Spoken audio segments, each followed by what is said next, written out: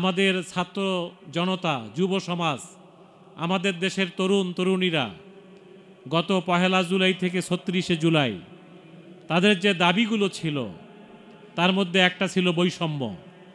আমরা বৈষম্য চাই না, কি বলেন ঠিক কিনা? আমরা বৈষম্য চাই না।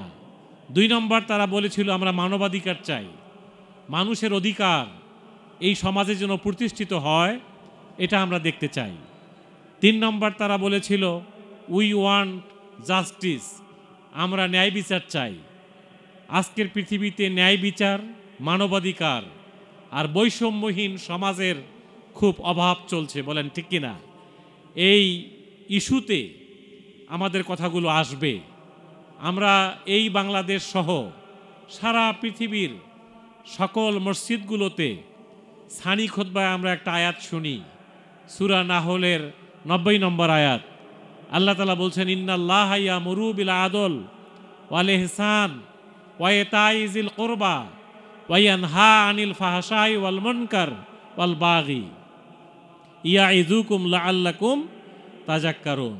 মনে পড়ছে আয়াতটা আপনাদের? এরপরে ইমাম সাহেব পড়েন ফাজকুরুনি আযকুরুকুম ওয়াশকুরুলি ওয়ালা তাকফুরুন। আমাদের বাংলাদেশের মুসল্লিরা মনে করে খুতবা শেষ, এখন দাঁড়ায় যান, নামাজ শুরু হয়ে যাবে, কি বলেন ঠিক কিনা? কিন্তু এই সানি খুতবার সূরা নাহলের এই 90 নম্বর আয়াতটিতে আমাদেরকে কি বলা হয়েছে? আজ পর্যন্ত বাংলাদেশের কোনো মসজিদে এইভাবে প্রপারলি আমার কাছে, এইভাবে বাংলাদেশের মসজিদগুলো থেকে আমার কাছে এরকম প্রপারলি কোনো মেসেজ আমার কাছে আসে নাই। কি আসছে আমাদের কাছে? ইয়ামুরু বিল আদল মানে কি? ওয়াল ইহসান এর অর্থ কি? ওয়া ইতাই যিল কুরবা এটা কি বুঝায়? ওয়া ইয়ানহা আনিল ফাহশা ওয়াল মুনকার ওয়াল বাগি ইয়াইযুকুম লাআল্লাকুম তাযাক্কারুন এর অর্থ কি? এটা কি আমরা সবাই জানি এখানে?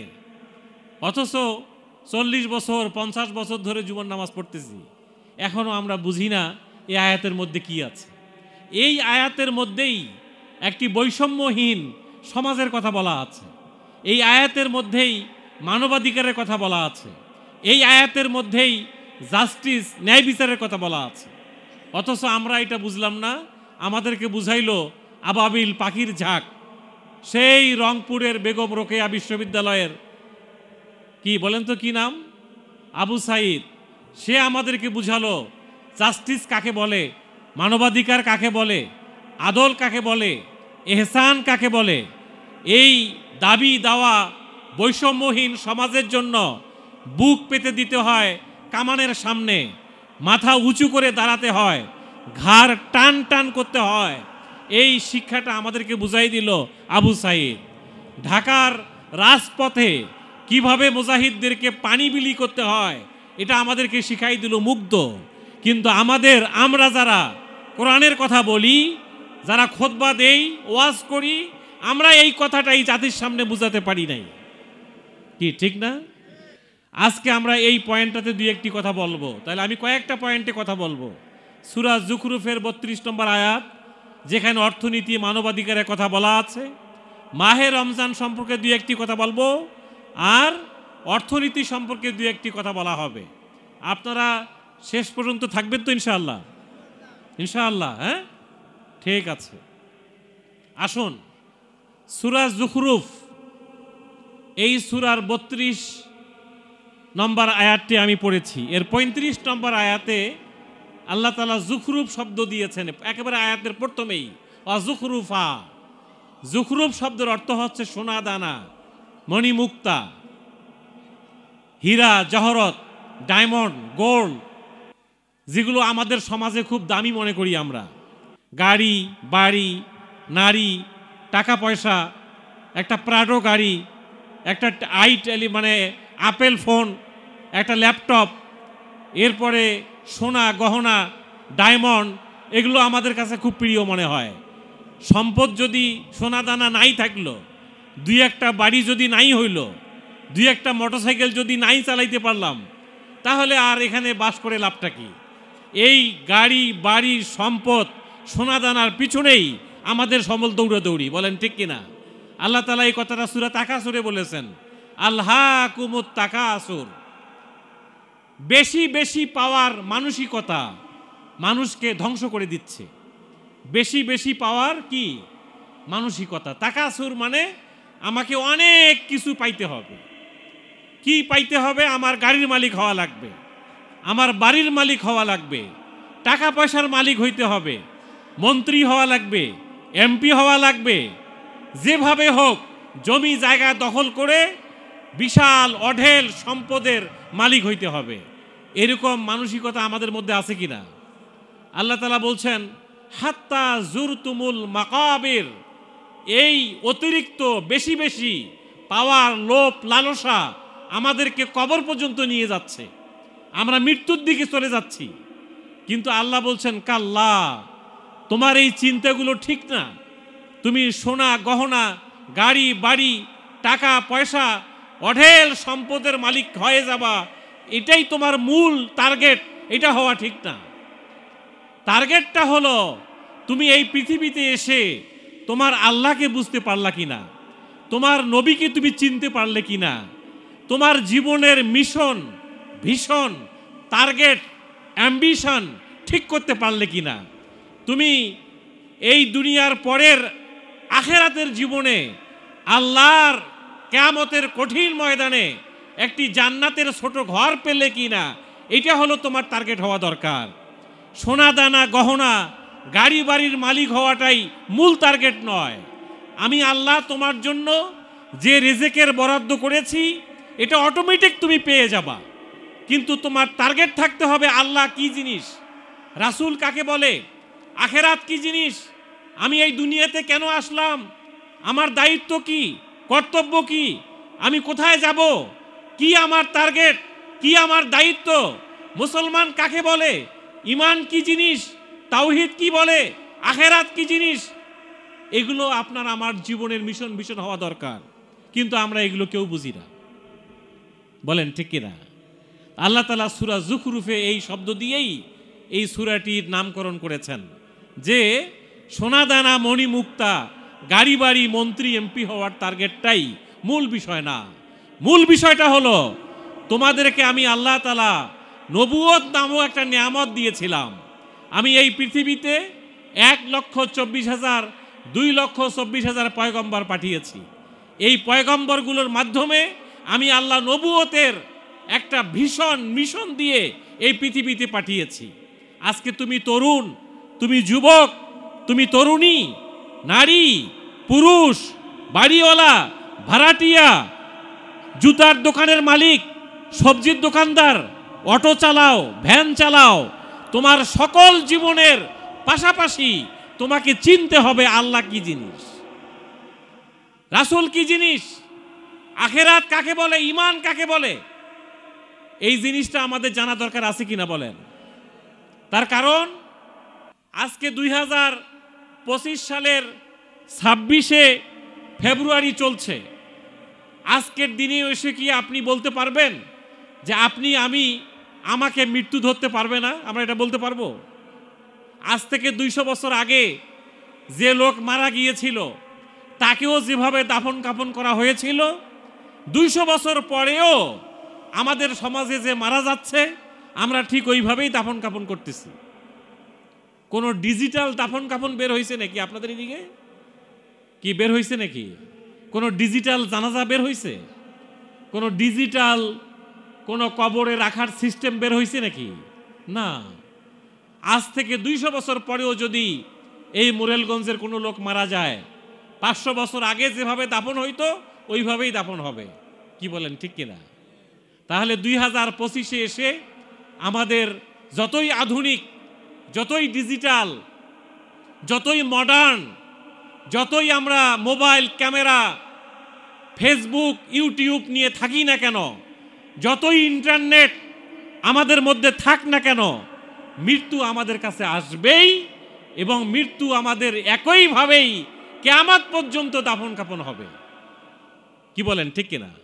তাহলে আজকে যে সমস্ত ছেলেরা মেয়েরা, তরুণ তরুণীরা, যুবক যুবতীরা যারা মনে করছে আল্লাহ বলতে কিছু নাই, তাদের এই কথাটা কি ঠিক? মৃত্যু বলতে কিছু নাই এ কথা কেউ বলতে পারবে না। সূরা জুমাতে আল্লাহ তাআলা বলছেন, তাফিরুনা মিনহু, তোমরা মৃত্যু থেকে পালিয়ে বেড়াচ্ছ। তোমাদের জীবন স্টাইল দেখলে মনে হয় মৃত্যু তোমাদেরকে ধরতে পারবে না।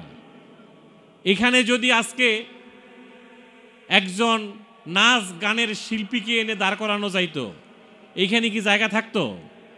হ্যাঁ, তাহলে নাচ গানের শিল্পী আমাদের হলো টার্গেট, এরা হলো আমাদের মিশন, এরা আমাদের স্টার।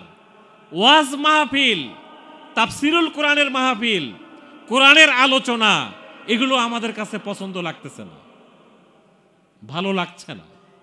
তার মানে আপনি মৃত্যু থেকে পালিয়ে বেড়াচ্ছেন, মৃত্যু আপনাকে ধরতে পারবে না এরকম আপনার কাছে মনে হচ্ছে।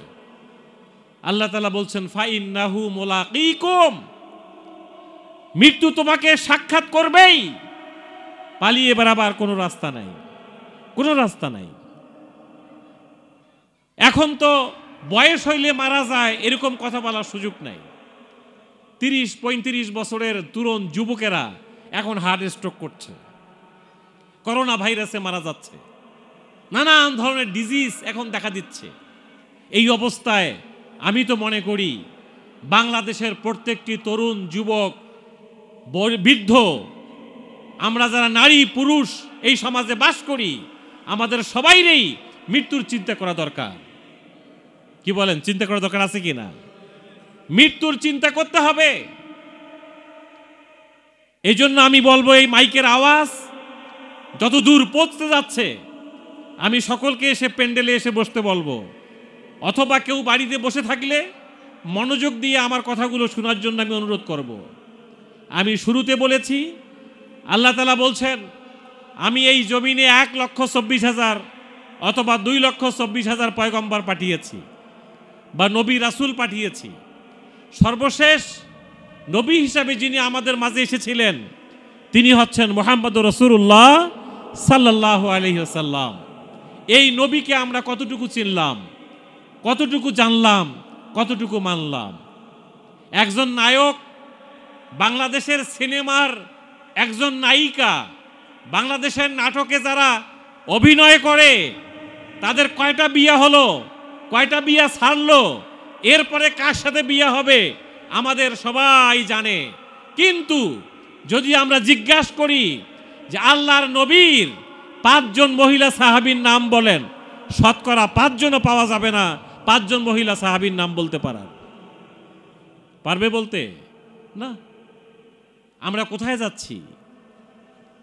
আল্লাহ তাআলা কোরআনে বলছেন, আইনা তাযহাবুন, এই মোবাইল টিভি আর মুভি নিয়ে বান্দা কই যাচ্ছ? ইউটিউব আর ফেসবুক নিয়ে কোথায় যাচ্ছ? ওয়াল আসর, সময়ের কসম, সময়ের দিকে তাকাও, তোমার জীবনটা মোমবাতির মতো গলে যাচ্ছে।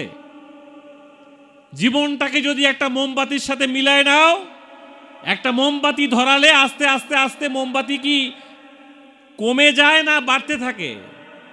কমে যায়। কমতে কমতে মোমবাতি নিঃশেষ হয়ে যায়। একটা আইসক্রিম, একটা বরফ আপনি দোকান থেকে নিয়ে এসে কিছুক্ষণের মধ্যে দেখবেন আস্তে আস্তে আস্তে আইসক্রিমটা গলে যাচ্ছে। আপনার আমার জীবন জন্ম হওয়ার পরের দিন থেকেই, জন্ম হওয়ার মুহূর্ত থেকেই আমার জীবন, আপনার জীবন মোমবাতির মতো, আইসক্রিমের মতো আস্তে আস্তে আস্তে আস্তে শেষ হয়ে যাচ্ছে। বলেন ঠিক না? তা আপনি কোন দিকে যাচ্ছেন? আইনা তাযহাবুন, বান্দা কোন দিকে যাচ্ছ? তোমার এই মোটরসাইকেল নিয়ে, মোবাইল নিয়ে, নাটক সিনেমা নিয়ে, এইভাবে প্রেম ভালোবাসা নিয়ে, চ্যাটিং নিয়ে তুমি কোথায় যাচ্ছ? ইন হুয়া ইল্লা যিকরুন লিল আলামিন, আমি আল্লাহর পক্ষ থেকে তোমার জন্য মেসেজ আছে, মেসেজ তোমার জন্য ফরমান আছে, নির্দেশিকা আছে, তোমার জন্য আমার পক্ষ থেকে আদেশনামা আছে, প্রজ্ঞাপন আছে। তুমি এগুলো ফেলায় রেখে কোথায় দৌড়াচ্ছ? ইন হুয়া ইল্লা যিকরুন লিল আলামিন, আসমান জমিনের মালিকের পক্ষ থেকে তোমার গতিবিধি মনিটর করা হচ্ছে।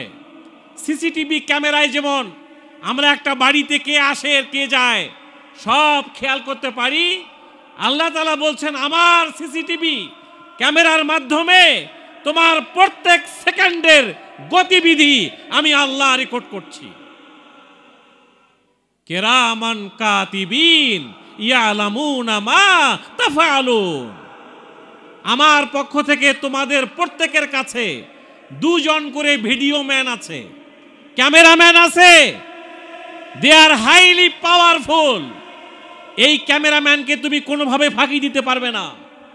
এই সামনে রোজার মাস, দুপুরবেলা যদি আপনি ঘরের দরজা লাগাই দিয়ে এক গ্লাস পানি খেয়ে ফেলেন, দুনিয়ার কোনো পুলিশ, বিডিআর, আর্মি, গোয়েন্দা বিভাগের লোক কেউ টের পাবে না। একজনেই টের পাবে, তিনি আল্লাহ রাব্বুল আলামিন। সেই আল্লাহকে ভয় করে রোজার মাসে আমি এক গ্লাস পানি খাই না। ওই আল্লাহকে ভয় করে আপনি ইউটিউবে, ফেসবুকে, টিভিতে, মুভিতে, চ্যাটিংয়ে বেনামাজি হয়ে থাকেন কিভাবে? সেই আল্লাহ তো এখনো বেঁচে আছেন নাকি আল্লাহ শুধু রোজার মাসে থাকে আর অন্য সময় থাকে না? বিষয়টা কি এরকম? না, এরকম না। তো আল্লাহ তাআলা বলছেন এই পৃথিবীতে আমি যত নিয়ামত বান্দা তোমাদেরকে দিয়েছি, সোনা দানা, গাড়ি বাড়ি, ক্ষমতা, সম্পদ, জমি জায়গা, সব কিছুর থেকে উত্তম উত্তম সবচেয়ে পাওয়ারফুল নিয়ামত হচ্ছে নবুয়তি নিয়ামত। আল্লাহর নবীগণ যদি এই পৃথিবীতে না আসতো আমরা মানুষ হইতে পারতাম না। নবীগণ আমাদেরকে দেখাই দিয়েছেন কোন পথে আমাদেরকে চলতে হবে, কোন ওয়ে আমাদেরকে অবলম্বন করতে হবে। নবীরা হইল আমাদের স্টার, তারা হইল আমাদের তারকা, তাদেরকে আমাদের ফলো করতে হবে। আমরা ফলো করছি ইন্ডিয়ান নায়ক নায়িকাদেরকে, আমরা ফলো করছি বাংলাদেশের সিনেমার নায়ক নায়িকাদেরকে। এরা আমাদের স্টার নয়। খবর নিয়ে দেখেন পৃথিবীতে সবচেয়ে নির্লজ্জ, সবচেয়ে চরিত্রহীন যদি কেউ থাকে এই সমস্ত নায়ক নায়িকারাই আছে। অথচ যারা চরিত্রবান তাদের দেখে আমরা ফলো করছি না। এই নিয়ামত নবুয়তি নিয়ামত, নবুয়তের আদর্শ, নবীদের চরিত্র, নবীদের আদর্শ পৃথিবীর মানুষ ধারণ করতে পারলেই সে কবর পাশ হয়ে যাবে, কিয়ামতের মাঠে পাশ হবে, আল্লাহর জান্নাতে ঢুকতে পারবে। আপনি যদি আজকে মৃত্যুবরণ করেন, আপনাকে 2 নম্বর একটা প্রশ্ন করা হবে। ফার্স্ট প্রশ্ন হচ্ছে মান রব্বুকা, দ্বিতীয় প্রশ্নটা হচ্ছে অমান নাবিউকা। এই কথা ঠিক কিনা বলেন?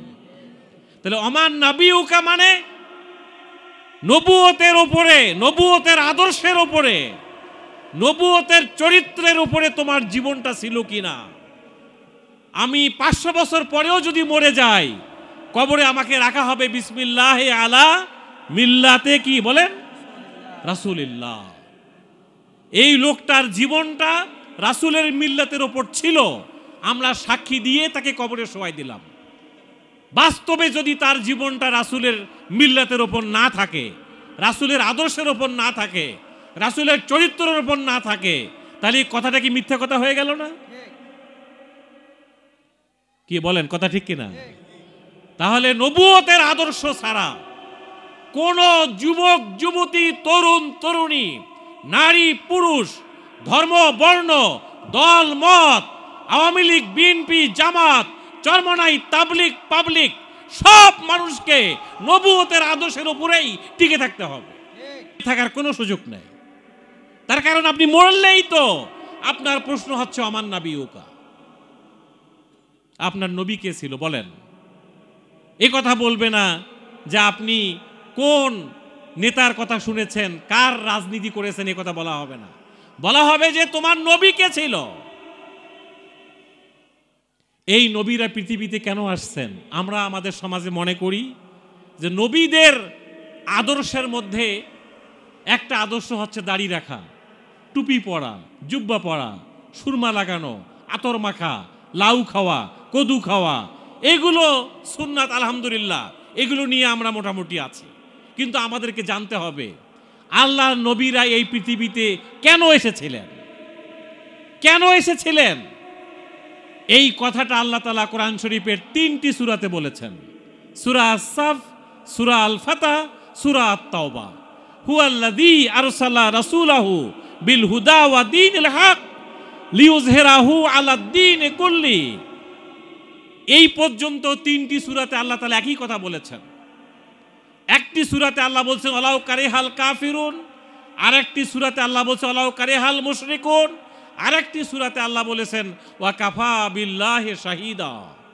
এই পৃথিবীতে আমি আমার রাসূল, আমার কোরআনকে এই জন্যই পাঠিয়েছি, পৃথিবীর সকল আইনের মোকাবেলায়, সকল ধর্ম বর্ণ দল মতের মোকাবেলায় এই পৃথিবীতে শুধুমাত্র আল্লাহর কোরআনকে বিজয়ী করার আন্দোলনের জন্যই নবীদের আগমন হয়েছে। এই যে নবীদের এই জন্যই যে আগমন, এই কথাটা আমরা অনেকে বিশ্বাস করতে চাই না। আল্লাহ তাআলা বলছেন এটা কেউ বিশ্বাস করুক, কেউ পছন্দ করুক, কেউ অস্বীকার করুক, কেউ স্বীকার করুক, তাতে কিছু আসে যায় না। ওয়া কাফা বিল্লাহি শাহিদা, আমি আল্লাহ সাক্ষী দিচ্ছি, আমার নবীকে আমি এই জন্যই পাঠিয়েছি, আমার সাক্ষী যথেষ্ট। কি কথা বোঝা গেছে? এই নবী যখন মক্কায় 13টা বছর কাজ করলেন, নবুয়তের 13 বছর, এই 13 বছরে মক্কায় নামাজ ছিল না, রোজা নাই, হজ নাই, জাকাত নাই। কথাটা ভালো করে বোঝেন। 13টা বছর, 40 বছরে আল্লাহর নবী নবুয়ত পেলেন। 53 বছর পর্যন্ত তিনি মক্কাতে ছিলেন। মেরাজে যাওয়ার আগ পর্যন্ত, হিজরতের ঠিক আগ মুহূর্ত পর্যন্ত 12টা বছর কেটে গেছে, নামাজ এখনো নাই, এক ওয়াক্ত নামাজ পড়ে নাই। এরকম সাহাবীও মরে গেছে অলরেডি। কোন আমল করে মারা গেল? কোন ইবাদতটা তারা করেছে? নামাজ নাই, রোজা নাই, হজ নাই, জাকাত নাই। কি আমল হয়েছে এই সময়? এটা নিয়ে আমাদের চিন্তা করা দরকার। নবুয়তের 12 বছর পর্যন্ত কোনো নামাজ, রোজা, হজ, জাকাত নাই। তখনও রোজার আয়াত নাজিল হয় নাই।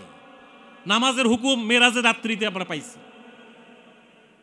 হজের এখনো কোনো নির্দেশনা আসে নাই, জাকাতের নির্দেশনা আসে নাই। 13টা বছর আল্লাহর নবী যে কাজটা করেছেন, এটাকেই বলা হয় তাজকিয়া, এটাকে বলা হয় রিফরমেশন, এটাকেই বলা হয় সংস্কার। যেটাকে বাংলাতে আমরা সংস্কার বলছি। আজকের প্রধান উপদেষ্টা, বর্তমান ছাত্র জনতা, দল মত সবার একটা বিষয়, আমরা সংস্কার চাই, সংস্কার চাই। বলেন ঠিক কিনা? এই সংস্কারের আন্দোলন আল্লাহর নবী মক্কায় 13টা বছর করেছেন। কয় বছর করেছেন? 13 বছর। সংস্কার, রিফরমেশন, এটাকেই কোরআনের ভাষায় বলা হয় তাজকিয়া। তাজকিয়া, তাজকিয়া। ইয়াতুলু আলাইহিম আয়াতি, মানুষের মধ্যে কোরআনের বাণী, কোরআনের মেসেজ ছড়াই দিতে হবে। ওয়ায়ুযাক্কিহিম, মানুষের ব্রেনকে রিফর্ম করতে হবে, পরিশুদ্ধ করতে হবে, সংস্কার করতে হবে। ওয়ায়ুআল্লিমুহুমুল কিতাব, কিতাবের জ্ঞান লাগবে, নলেজ লাগবে, স্কিল লাগবে, কোয়ালিটি লাগবে, স্ট্যান্ডার্ড লাগবে, মান লাগবে। ওয়াল হিকমা, যোগ্যতা লাগবে, দক্ষতা লাগবে, প্রজ্ঞা লাগবে।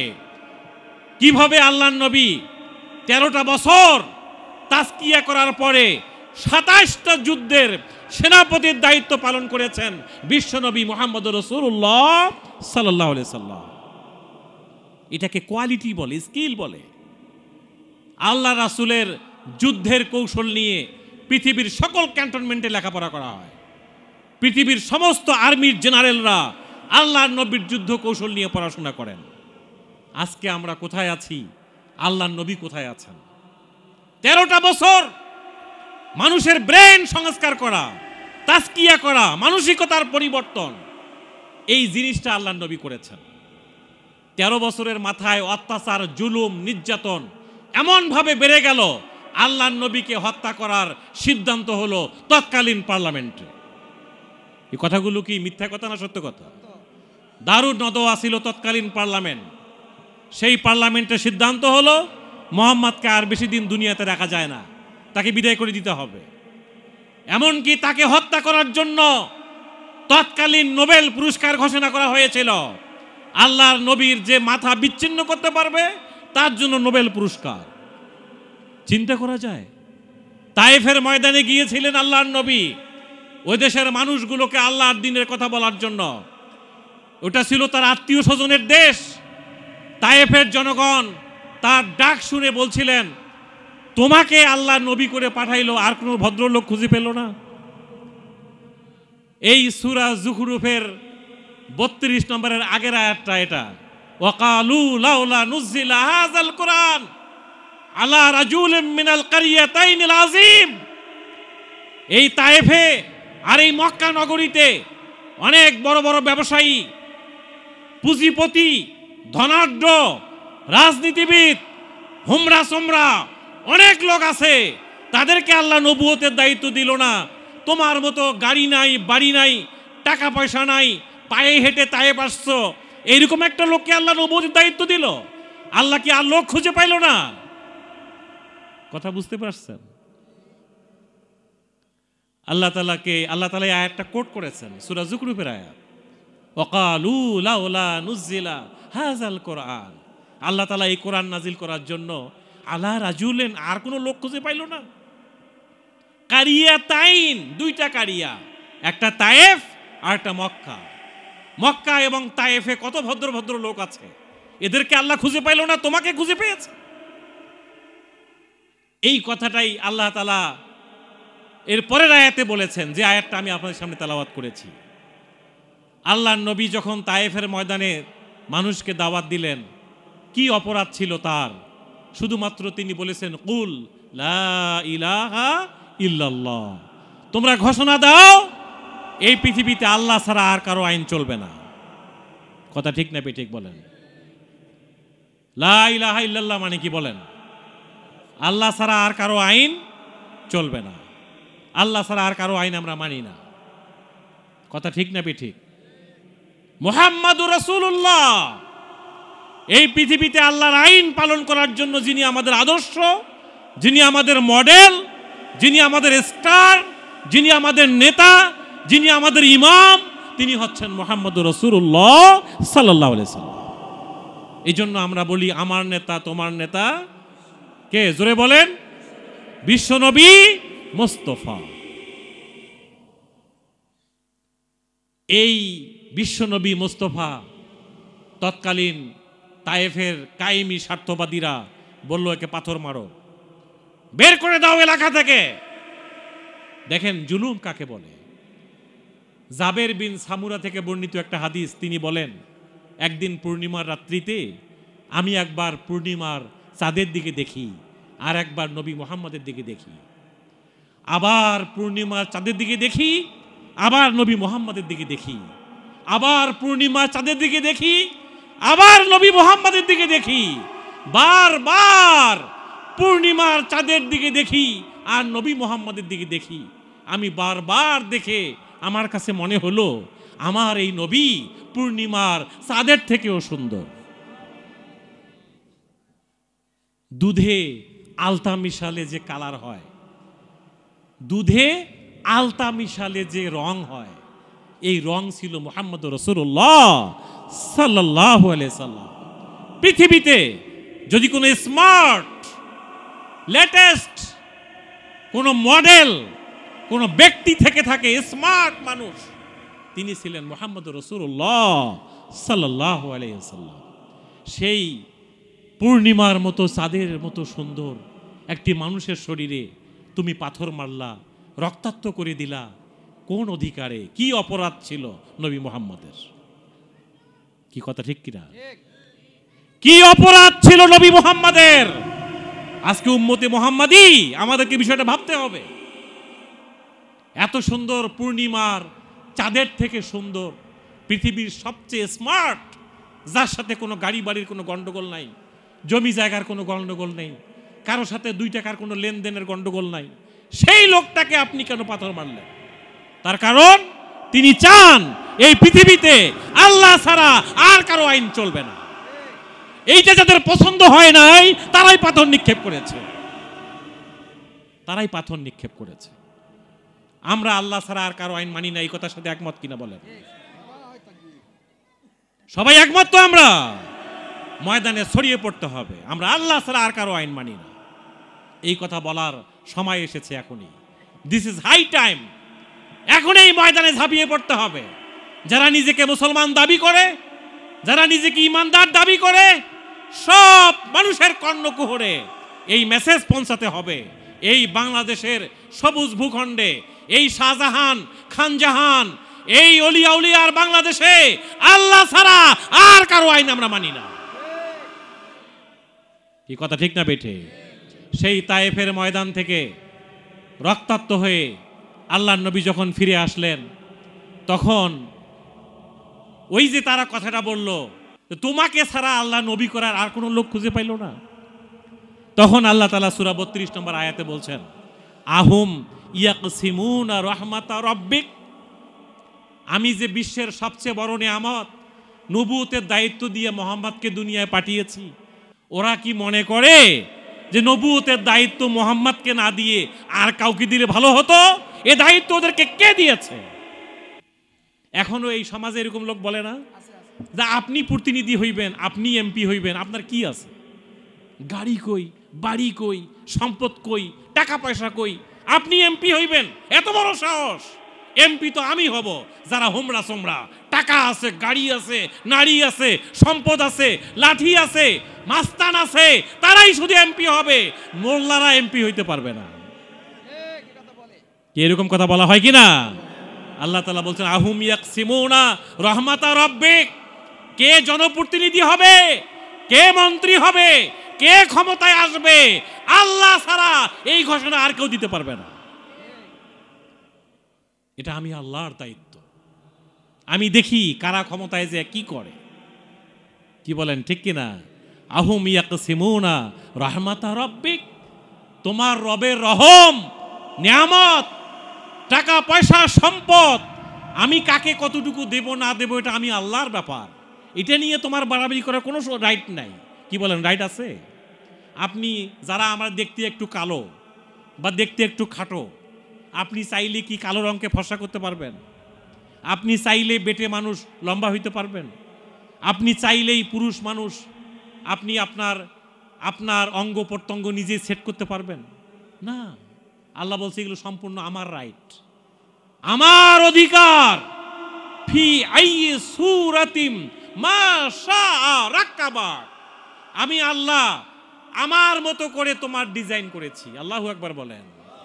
তোমার চোখটা কোন জায়গায় বসাইলে কেমন দেখাবে, তোমার কানটা কোন জায়গায় বসাইলে কেমন দেখাবে, তোমার নাকটা কোন জায়গায় বসাইলে কেমন দেখাবে, তোমার জিহ্বাটা কোন জায়গায় কিভাবে সেট করলে কেমন লাগবে, তোমার হাত পায়ের জয়েন্টগুলো কোথায় কিভাবে সেট করলে কেমন লাগবে, আমি আল্লাহ আমার মতো করে তোমাকে বানিয়েছি। আলাম নাজআল্লাহু লিসানান, মানুষকে আমি কি জিহ্বা দেই নাই? ওয়া শাফাতাইন, তাকে দুটো ঠোঁট দেই নাই? আইনাইন, তাকে দুটো চোখ দেই নাই? আল্লাহু আকবার বলেন। আপনি এই চোখের নিয়ামত কি দিয়ে আদায় করবেন বলেন? আল্লাহ বলছে আমার চোখ, আমি কারো চোখ ছোট, কারো চোখ বড়, কারো নাক ছোট, কারো নাক বড়, কেউ খাটো, কেউ লম্বা, কেউ কুটিপতি, কেউ জুতার মুসি, কেউ বাড়িওয়ালা, কেউ ভাড়াটিয়া। কি এটা সমাজে আছে না? কেউ নৌকার মাঝি আর কেউ নৌকার মালিক, কেউ বিমান চালায়, কেউ অটো চালায়। এগুলা আমি আল্লাহর পরিকল্পনা। তুমি চাইলেই সবকিছু ঠিকঠাক করতে পারবা না, বলেন ঠিক কিনা? এই ব্যালেন্সিংটা আমি আল্লাহ করি, এটা আমি আল্লাহর ব্যাপার।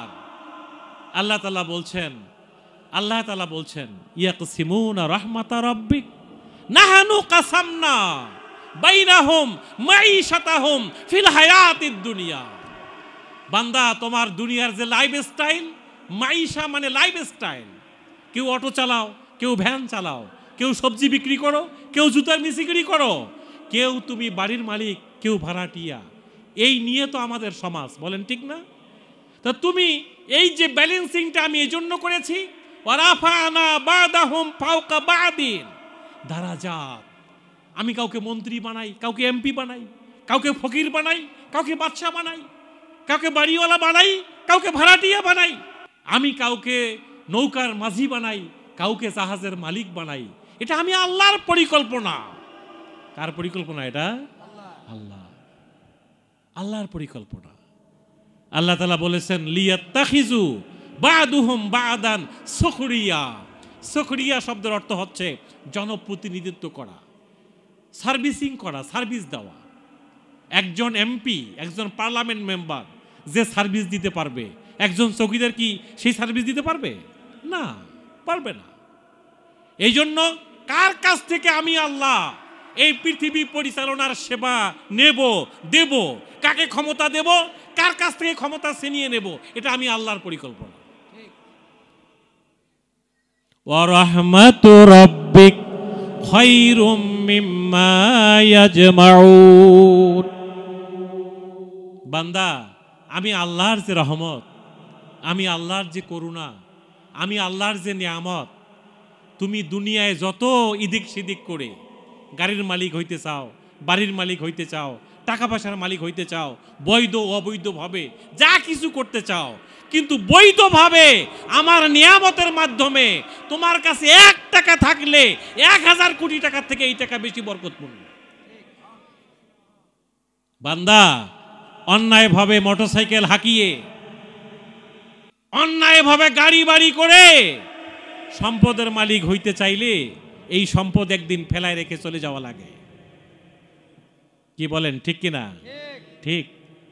আল্লাহ তাআলা এই কথা কোরআনে বলেছেন, কাম তারাকু মিন জান্নাতিন ওয়া উয়ুন। পৃথিবীর ইতিহাস দেখো, নমরুদের অনেক গাড়ি বাড়ি ছিল, ফেরাউনের অনেক ঘর বাড়ি ছিল, সব গাড়ি বাড়ি, রিসোর্ট, গণভবন, বঙ্গভবন, শাক সবজি, ফ্রিজ, 15 কেজি ওজনের রুই মাছ, পাঙ্গাস মাছ, রান্না করা খাবার সব ফেলায় রেখে চলে যাওয়া লাগে, চলে যাওয়া লাগে। কাম তারাকু মিন জান্নাতিন ওয়া উয়ুন। ঝর্ণাধারা, বাড়ি ঘর, রিসোর্ট, সাজানো ঘর, টাকা পয়সার বস্তা সব ফেলায় রেখে, প্রাডো গাড়ি রাস্তায় ফেলায় রেখে পালায় যাওয়া লাগে। কারণ তুমি অন্যায়ভাবে কিছু করতে চাইলে এগুলো তোমার কাছে স্থায়ী থাকবে না। এইখানে অর্থনীতির কথাটা আছে, থাকবে না, ফেলায় রেখে চলে যাওয়া লাগবে। ওয়াজরুইউ ওয়া মাকামিন কারীম। তোমার কৃষি ক্ষেত, রিসোর্ট, মাইলের পর মাইল জমি অবৈধভাবে দখল করে তুমি যে কৃষি ক্ষেত বানাইছো, গরুর খামার, বিভিন্ন ধরনের অর্গানিক আইটেম, বিভিন্ন রিসোর্ট, বিভিন্ন ধরনের লেক তৈরি করেছো, ওয়াজরুইউ ওয়া মাকামিন কারীম। বিলাসবহুল হোয়াইট হাউস, বঙ্গভবন, গণভবন তৈরি করেছো, মনে করছো আজীবন এখানেই থাকবে। নেভার। কাযালিক। এভাবে 15 বছর কেটে যায়, 9 বছর কেটে যায়, 50 বছর কেটে যায়, 100 বছর কেটে যায়। ওয়া আওরাসনাহা কাওমান আখারিন। আমি আল্লাহ এই জালেমদের বিপরীতে, এই ফ্যাসিস্টদের বিপরীতে আরেকটা শক্তিকে ক্ষমতায় নিয়ে আসি। ফামা বাকাত আলাইহিমুস সামা ওয়াল আরদ। ফ্যাসিস্ট, স্বৈরাচার, জালেম, যুগে যুগে এদের পতনে আসমানেও কেউ কাঁদে না, জমিনেও কেউ কাঁদে না। কি কাঁদে? কেউ কাঁদে না, কেউ কাঁদে না। তার কারণ তারা দুর্নীতির আখড়া বানিয়ে ফেলেছে। ফেরাউনের ইতিহাস দেখেন, সেম। নমরুদের ইতিহাস সেম, সাদ্দাদের ইতিহাস সেম। একইভাবে কিয়ামত পর্যন্ত যুগে যুগে যারা স্বৈরাচার হবে তাদের পক্ষে কোরআনে কথা বলছে যে এরা এগুলো ফেলায় রেখে চলে যাওয়া লাগবে, থাকবে না এগুলো। শুধু তাই না, অমা কানু মুনজিরিন। আমি আল্লাহ 45 মিনিটের বেশি সময় দেই না। অমা কানু মুনজিরিন, ইন্তজার করা কোনো সময় দেই না।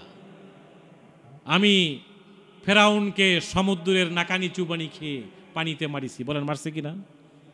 নমরুদের মতো বিশাল স্বৈর শাসককে আমি আল্লাহ ছোট্ট একটা মশা দিয়ে শেষ করে দিয়েছি। কি বলেন, ঠিক কিনা? জুতার পিঠা খাইতে খাইতে মরে গেছে। তাহলে আমরা কি স্বৈরাচারী মানসিকতা অবলম্বন করব, নাকি আল্লাহর আইনের দিকে আমরা এগিয়ে যাব? কার দিকে এগিয়ে যাব? আল্লাহর আইনের দিকে এগিয়ে যেতে হবে। এই জন্য যে কোনোভাবে গাড়ি বাড়ির মালিক হওয়া আপনার আমার জন্য আল্লাহর পক্ষ থেকে রিজিক বরাদ্দ করা আছে, ফিক্সড। এটা আপনি যতই অন্যায়ভাবে আপনি আজকে রাতের বেলা কি খাবেন, এটা রিজিক আল্লাহর পক্ষ থেকে বরাদ্দ করা আছে। অতিরিক্ত কিছু খাইতে চাইলেই ডায়রিয়া হওয়ার সম্ভাবনা আছে। কি বলেন, ঠিক কিনা? অতিরিক্ত কিছু খাইতে চাইলেই ডায়রিয়া হওয়ার সম্ভাবনা আছে। এখন আসুন, আমি আপনাদেরকে যেহেতু রমাদান একবারেই সন্নিকটে, এর উপরে দুই একটি কথা বলেই আমার কথা শেষ করছি। সূরা বাকারার 183 নম্বর আয়াত। আমাদের জীবনে প্রত্যেক বছর রমজান আসে, প্রত্যেক বছর রমজান চলে যায়। কি বলেন, ঠিক না? রমজান থেকে কি শিখলাম? রমজান মানে কি না খেয়ে থাকা? রোজা মানে কি শুধু সিহরি খাওয়া আর ইফতার করা, তারাবি পড়া? রমজানের লেসনটা কি? এইটা যদি আমি বুঝতে চাই, আমাকে সূরা বাকারার 183 থেকে 187 নম্বর আয়াতটা পড়তে হবে। এখানেই আমাদেরকে রমজানের ব্যাপারে আল্লাহ তাআলা সার্কুলার দিয়েছে। নাম্বার 1, আল্লাহ তাআলা রোজার মাধ্যমে আমাদের মধ্যে যে জিনিসটা দেখতে চান সেটা হলো লাআল্লাকুম তাত্তাকুন। আমি তোমাদের মধ্যে তাকওয়ার গুণ দেখতে চাই। কিসের গুণ দেখতে চাই? তাকওয়ার গুণ। এই তাকওয়াটা কি জিনিস?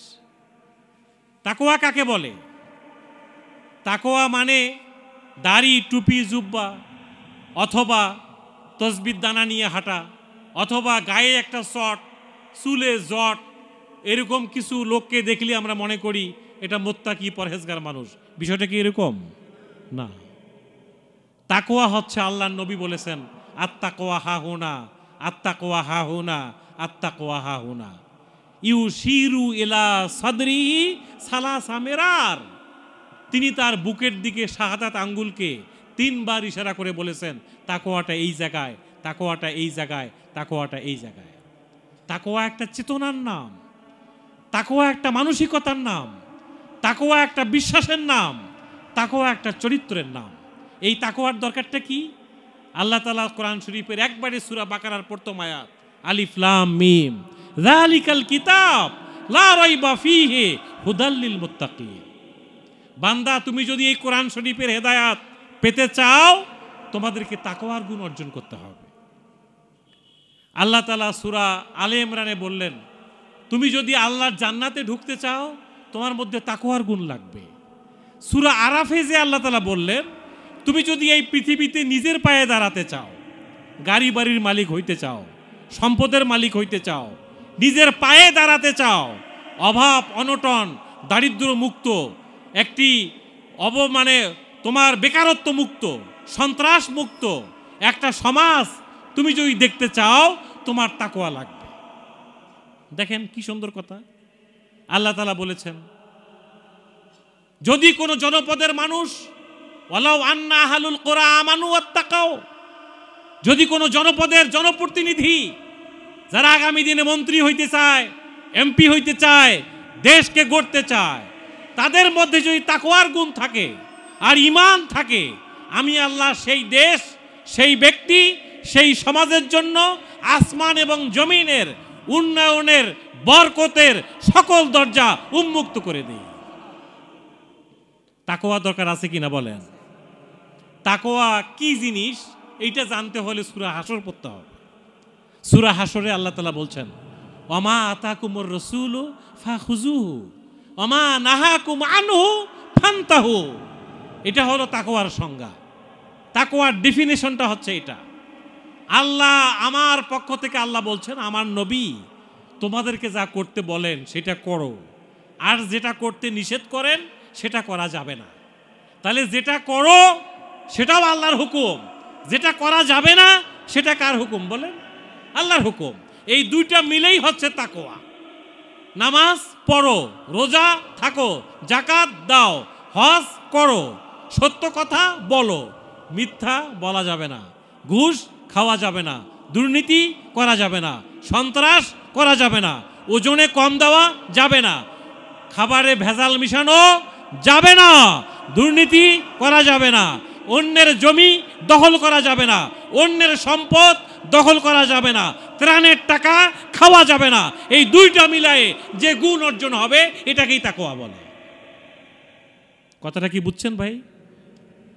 আমরা রোজার মাস আসলে মনে করি পানি খাওয়া যাবে না, ইনজেকশন নেওয়া যাবে না। অনেকেই আলেম ওলামারা বলে, হুজুর আমাদের কাছে প্রশ্ন করে, ইনজেকশন নিলে কি হবে, ইনসুলিন নিলে কি হবে, থুতু গিলে ফেললে কি হবে, বমি হইলে কি হবে। রোজার এই সমস্ত লোকজন কথাবার্তা বলে। আজ পর্যন্ত বাংলাদেশে কোন রোজাদার এসে কথা বলে নাই যে হুজুর আমি যে ঘুষ খাই আমার রোজা হবে কিনা, আমি যে সুদ খাই আমার রোজা হবে কিনা, আমি যে ওজনে কম দেই আমার রোজা হবে কিনা, আমি যে অন্যের জমি দখল করছি আমার রোজা হবে কিনা, আমি যে ভাই আমার বোনের জমি জায়গা দখল করে ভোগ করে খাইতেছি আমার রোজা হবে কিনা। এই প্রশ্ন আপনারা কেউ করছিলেন কোনোদিনও?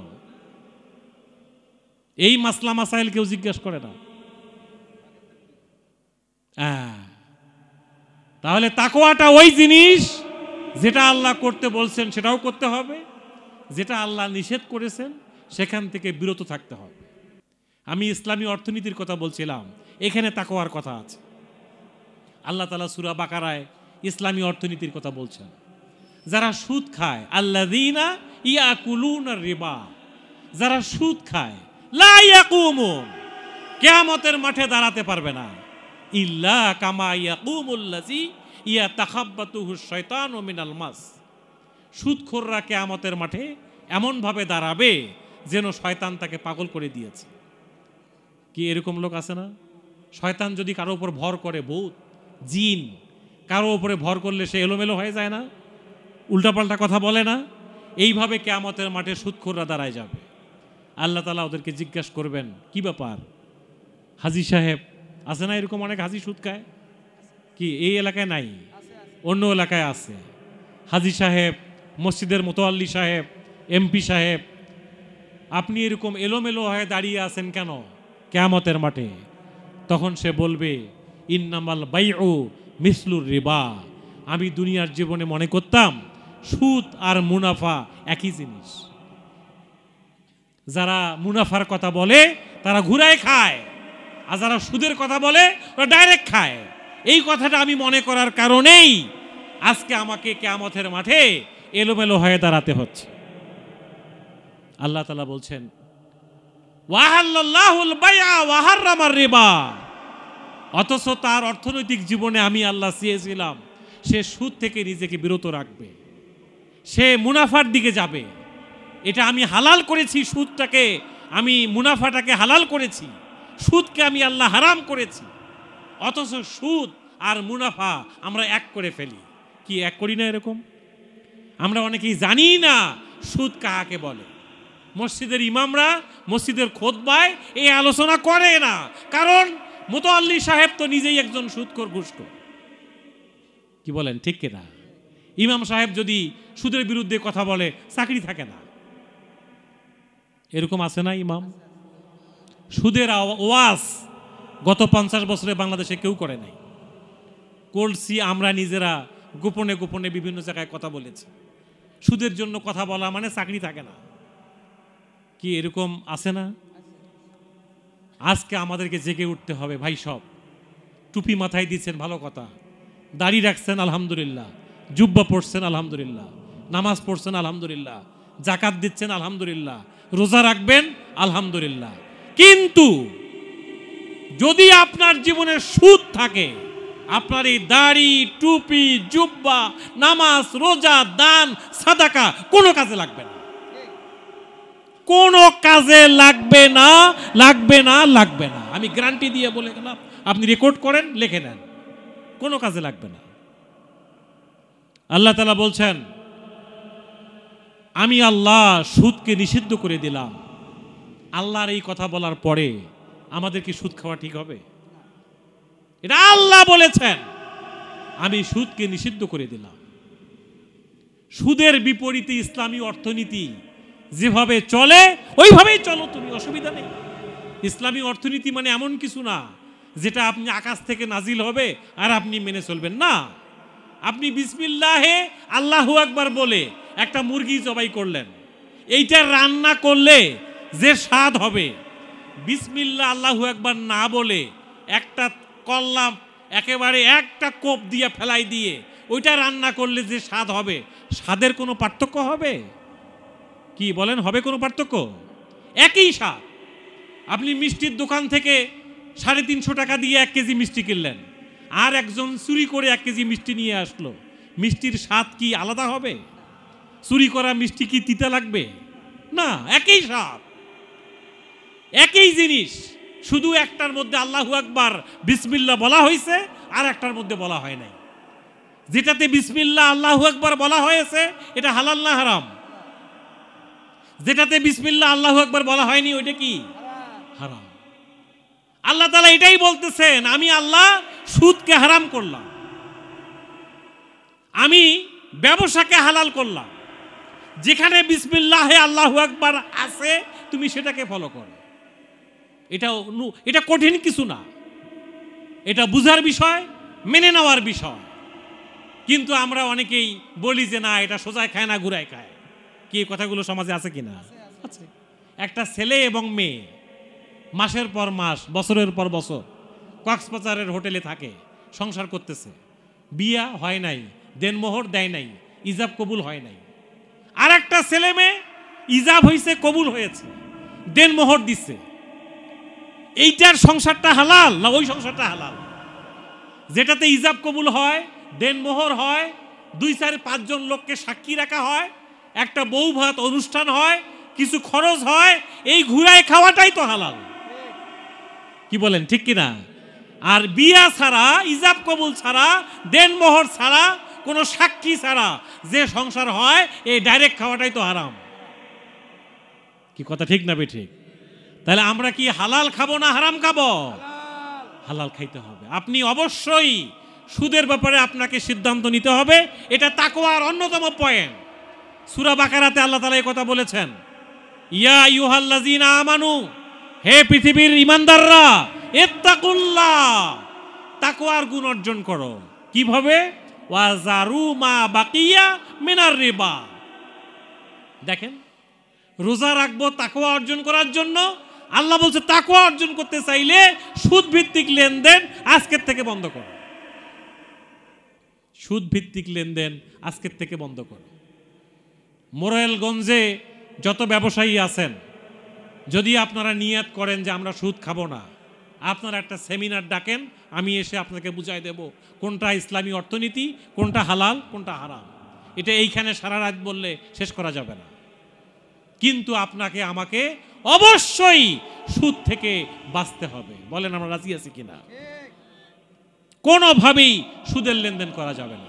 আল্লাহর নবী বলেছেন, নিজের মায়ের সাথে ব্যভিচার করার যে গুনাহ, এটা হলো সুদের ছোট্ট গুনাহ। নাউজুবিল্লাহ পড়েন।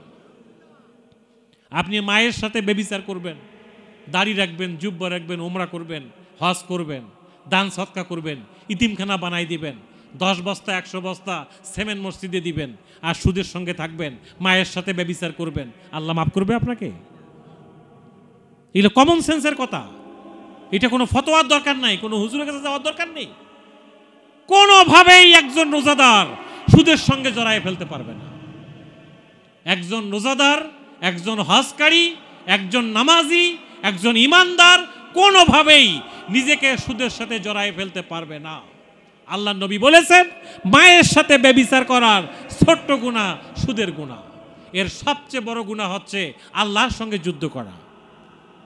এই কথাগুলো কি আমি আজকে নতুন করে বলতেছি নাকি 1400 বছর আগের কথা? এগুলো বলেন 1400 বছর আগের কথা, আমাদেরকে বলা হয় নাই, আমরা বিষয়টা বুঝে উঠতে পারি নাই।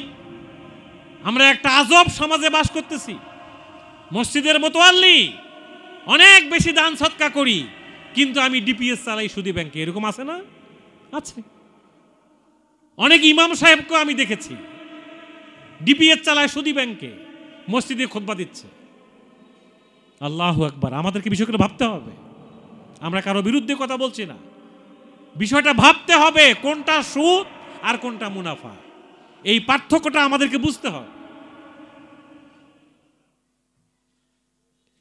এরপরে আল্লাহ তাআলা বলছেন, তোমার নামাজ, তোমার ঈমান, তোমার রোজা, তোমার যাকাত সব কিছু যদি সুদমুক্ত হয়, তুমি রোজা রাখো, তোমার রোজার কারণে আমি আল্লাহ তোমাকে লাল গালিচা সম্বর্ধনা দিয়ে আমার রাইয়ান জান্নাতে প্রবেশ করায় দেব।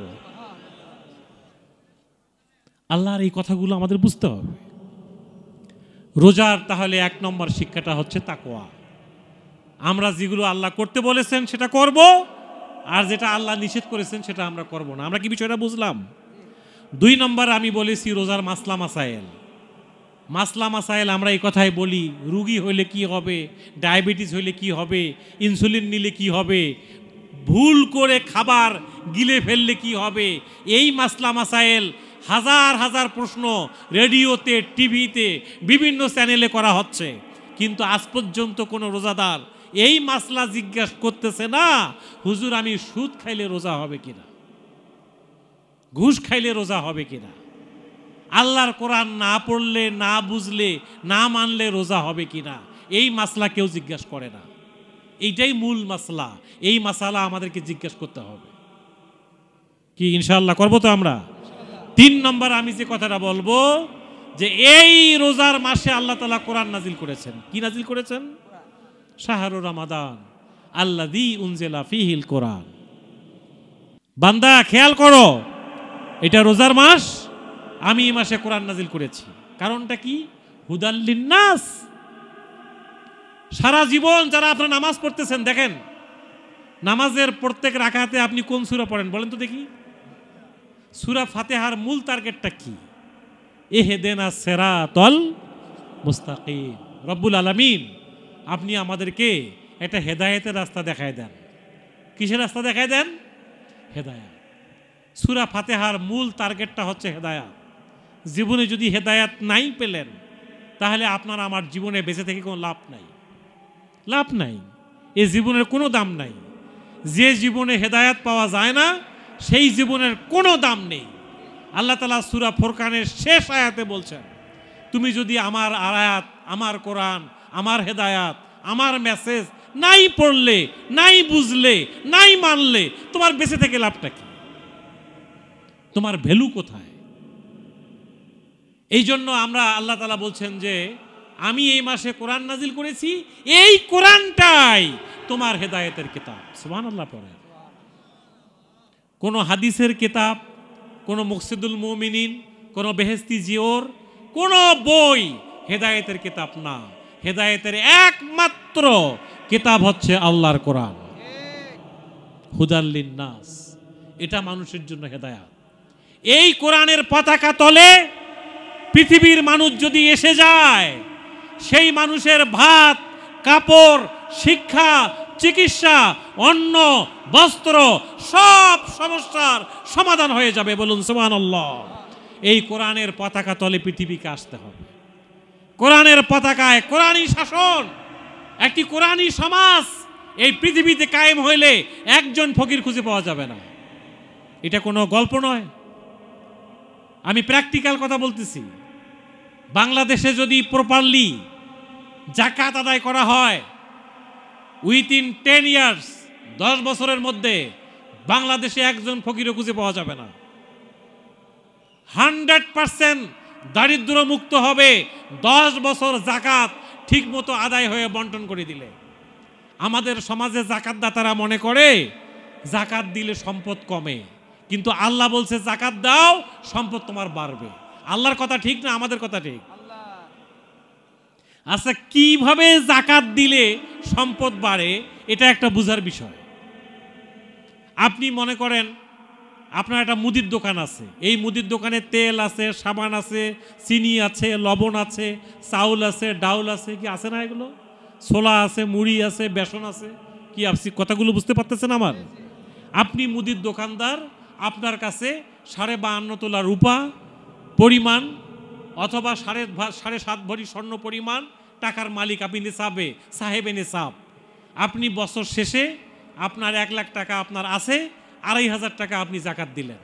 এই 2,500 টাকা আপনি যে ফকিরকে, মিসকিনকে, যে অসহায় মানুষকে যাকাতটা দিলেন, ওই লোকটা জাকাতের টাকাটা কি টাকায় খেয়ে ফেলবে, নাকি চাল ডাল কেনার জন্য মুদির দোকানে আবার আসবে? কি কথাটা বোঝেন? আমার কথাটা বুঝের ব্যাপার আছে এখানে। যে মুদির দোকানদার 1 লাখ টাকার 2,500 টাকা জাকাত দিল, ওই 2,500 টাকা পাওয়া ওই লোকটি পরের দিনেই তার দোকানে এসে বলবে আমাকে 5 কেজি চাল দেন, 1 কেজি তেল দেন, 1 কেজি ছোলা দেন। তার মানে কি? আপনি আবার লাভে তার কাছে চাল ডাল বিক্রি করতেছেন। আপনার 2,500 টাকা কেন, এরকম 10-20 জনের জাকাতের টাকা ঘুরে কিন্তু আপনার কাছে ফিরে আসতেছে।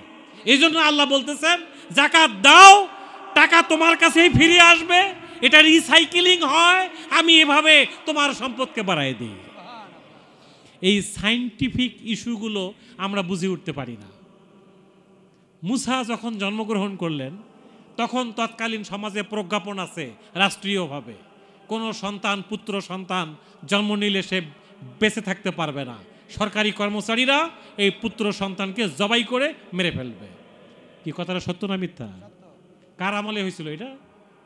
ফেরাউনের আমলে। মুসার মা যখন মুসাকে প্রসব করলেন তখন সন্তানকে কেটে ফেলা হচ্ছে। মুসার মা চিন্তা করলেন সন্তানটাকে কি করব এখন। আল্লাহ তাআলা কোরআনে বলছেন আমি তাকে ওহী করলাম, এলহাম করলাম, তার ভেতরে মেসেজ দিলাম যে তুমি একটা বাক্স বানায়ে মুসাকে বাক্সের মধ্যে ঢুকায়ে সাগরের উপর ছেড়ে দাও। একজন মা কিভাবে তার সন্তানকে একটা বাক্সের মধ্যে উঠাই দিয়ে সাগরে ভাসাই দিতে পারে? এটা কি আদৌ সম্ভব?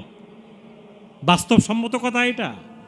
আল্লাহ তাআলা মুসার মাকে এলহাম করলেন, মুসার মা তোমার সন্তানকে বাক্সে ভরে সাগরে ছেড়ে দাও। কোথায় যাবে, কি খাবে, কার বাড়িতে যাবে এই চিন্তা তুমি করার দরকার নেই। আমি আল্লাহ এই মুসাকে আবার নবুয়তের দায়িত্ব দিয়ে তোমার কোলে ফিরে নিয়ে আসব। আপনি যেটা বুঝেন না সেটা আল্লাহ বোঝে, কথা ঠিক কিনা? যেটা কেউ বোঝে না সেটা কে বোঝে? আল্লাহ। আমরা বুঝি না কি জিনিস, কিভাবে মুসাকে আল্লাহ মায়ের কাছে ফিরায় দেয়, কিভাবে জাকাতের টাকা আবার জাকাতদাতার কাছে ফিরে আসে, কিভাবে সাদাকা দিলে সম্পদ বাড়ে, আমরা এগুলো বুঝে উঠতে পারি না।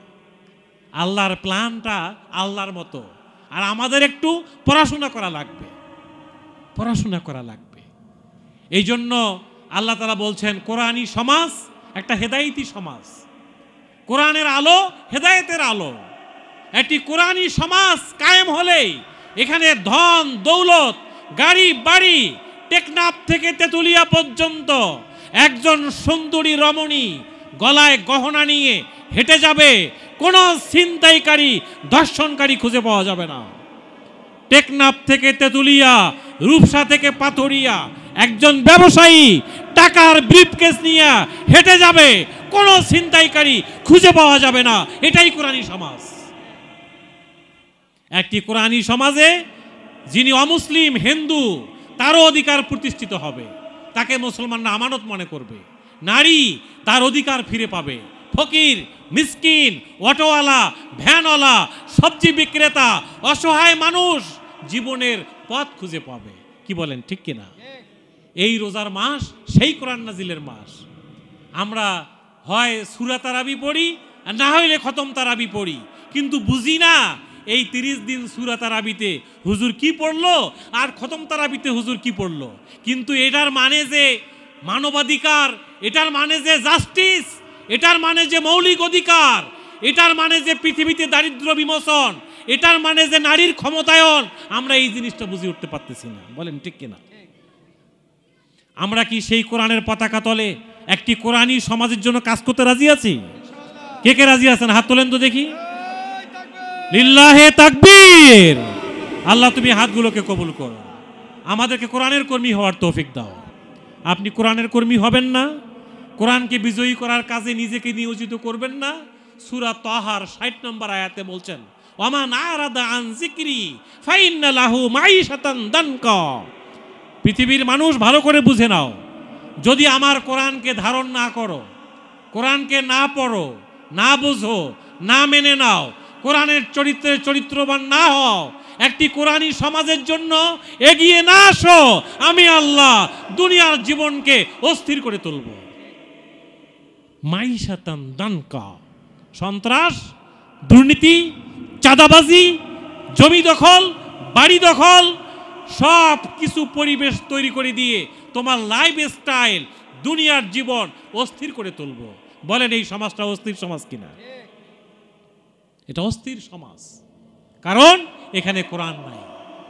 এখানে যদি কোরআনের আইন থাকতো, কোরআন যদি পার্লামেন্টে, বাংলাদেশের সংসদে কোরআনের আইন যদি কায়েম হয়ে যেত, একজন চাঁদাবাজ খুঁজে পাওয়া যাবে না। বলেন ঠিক কিনা?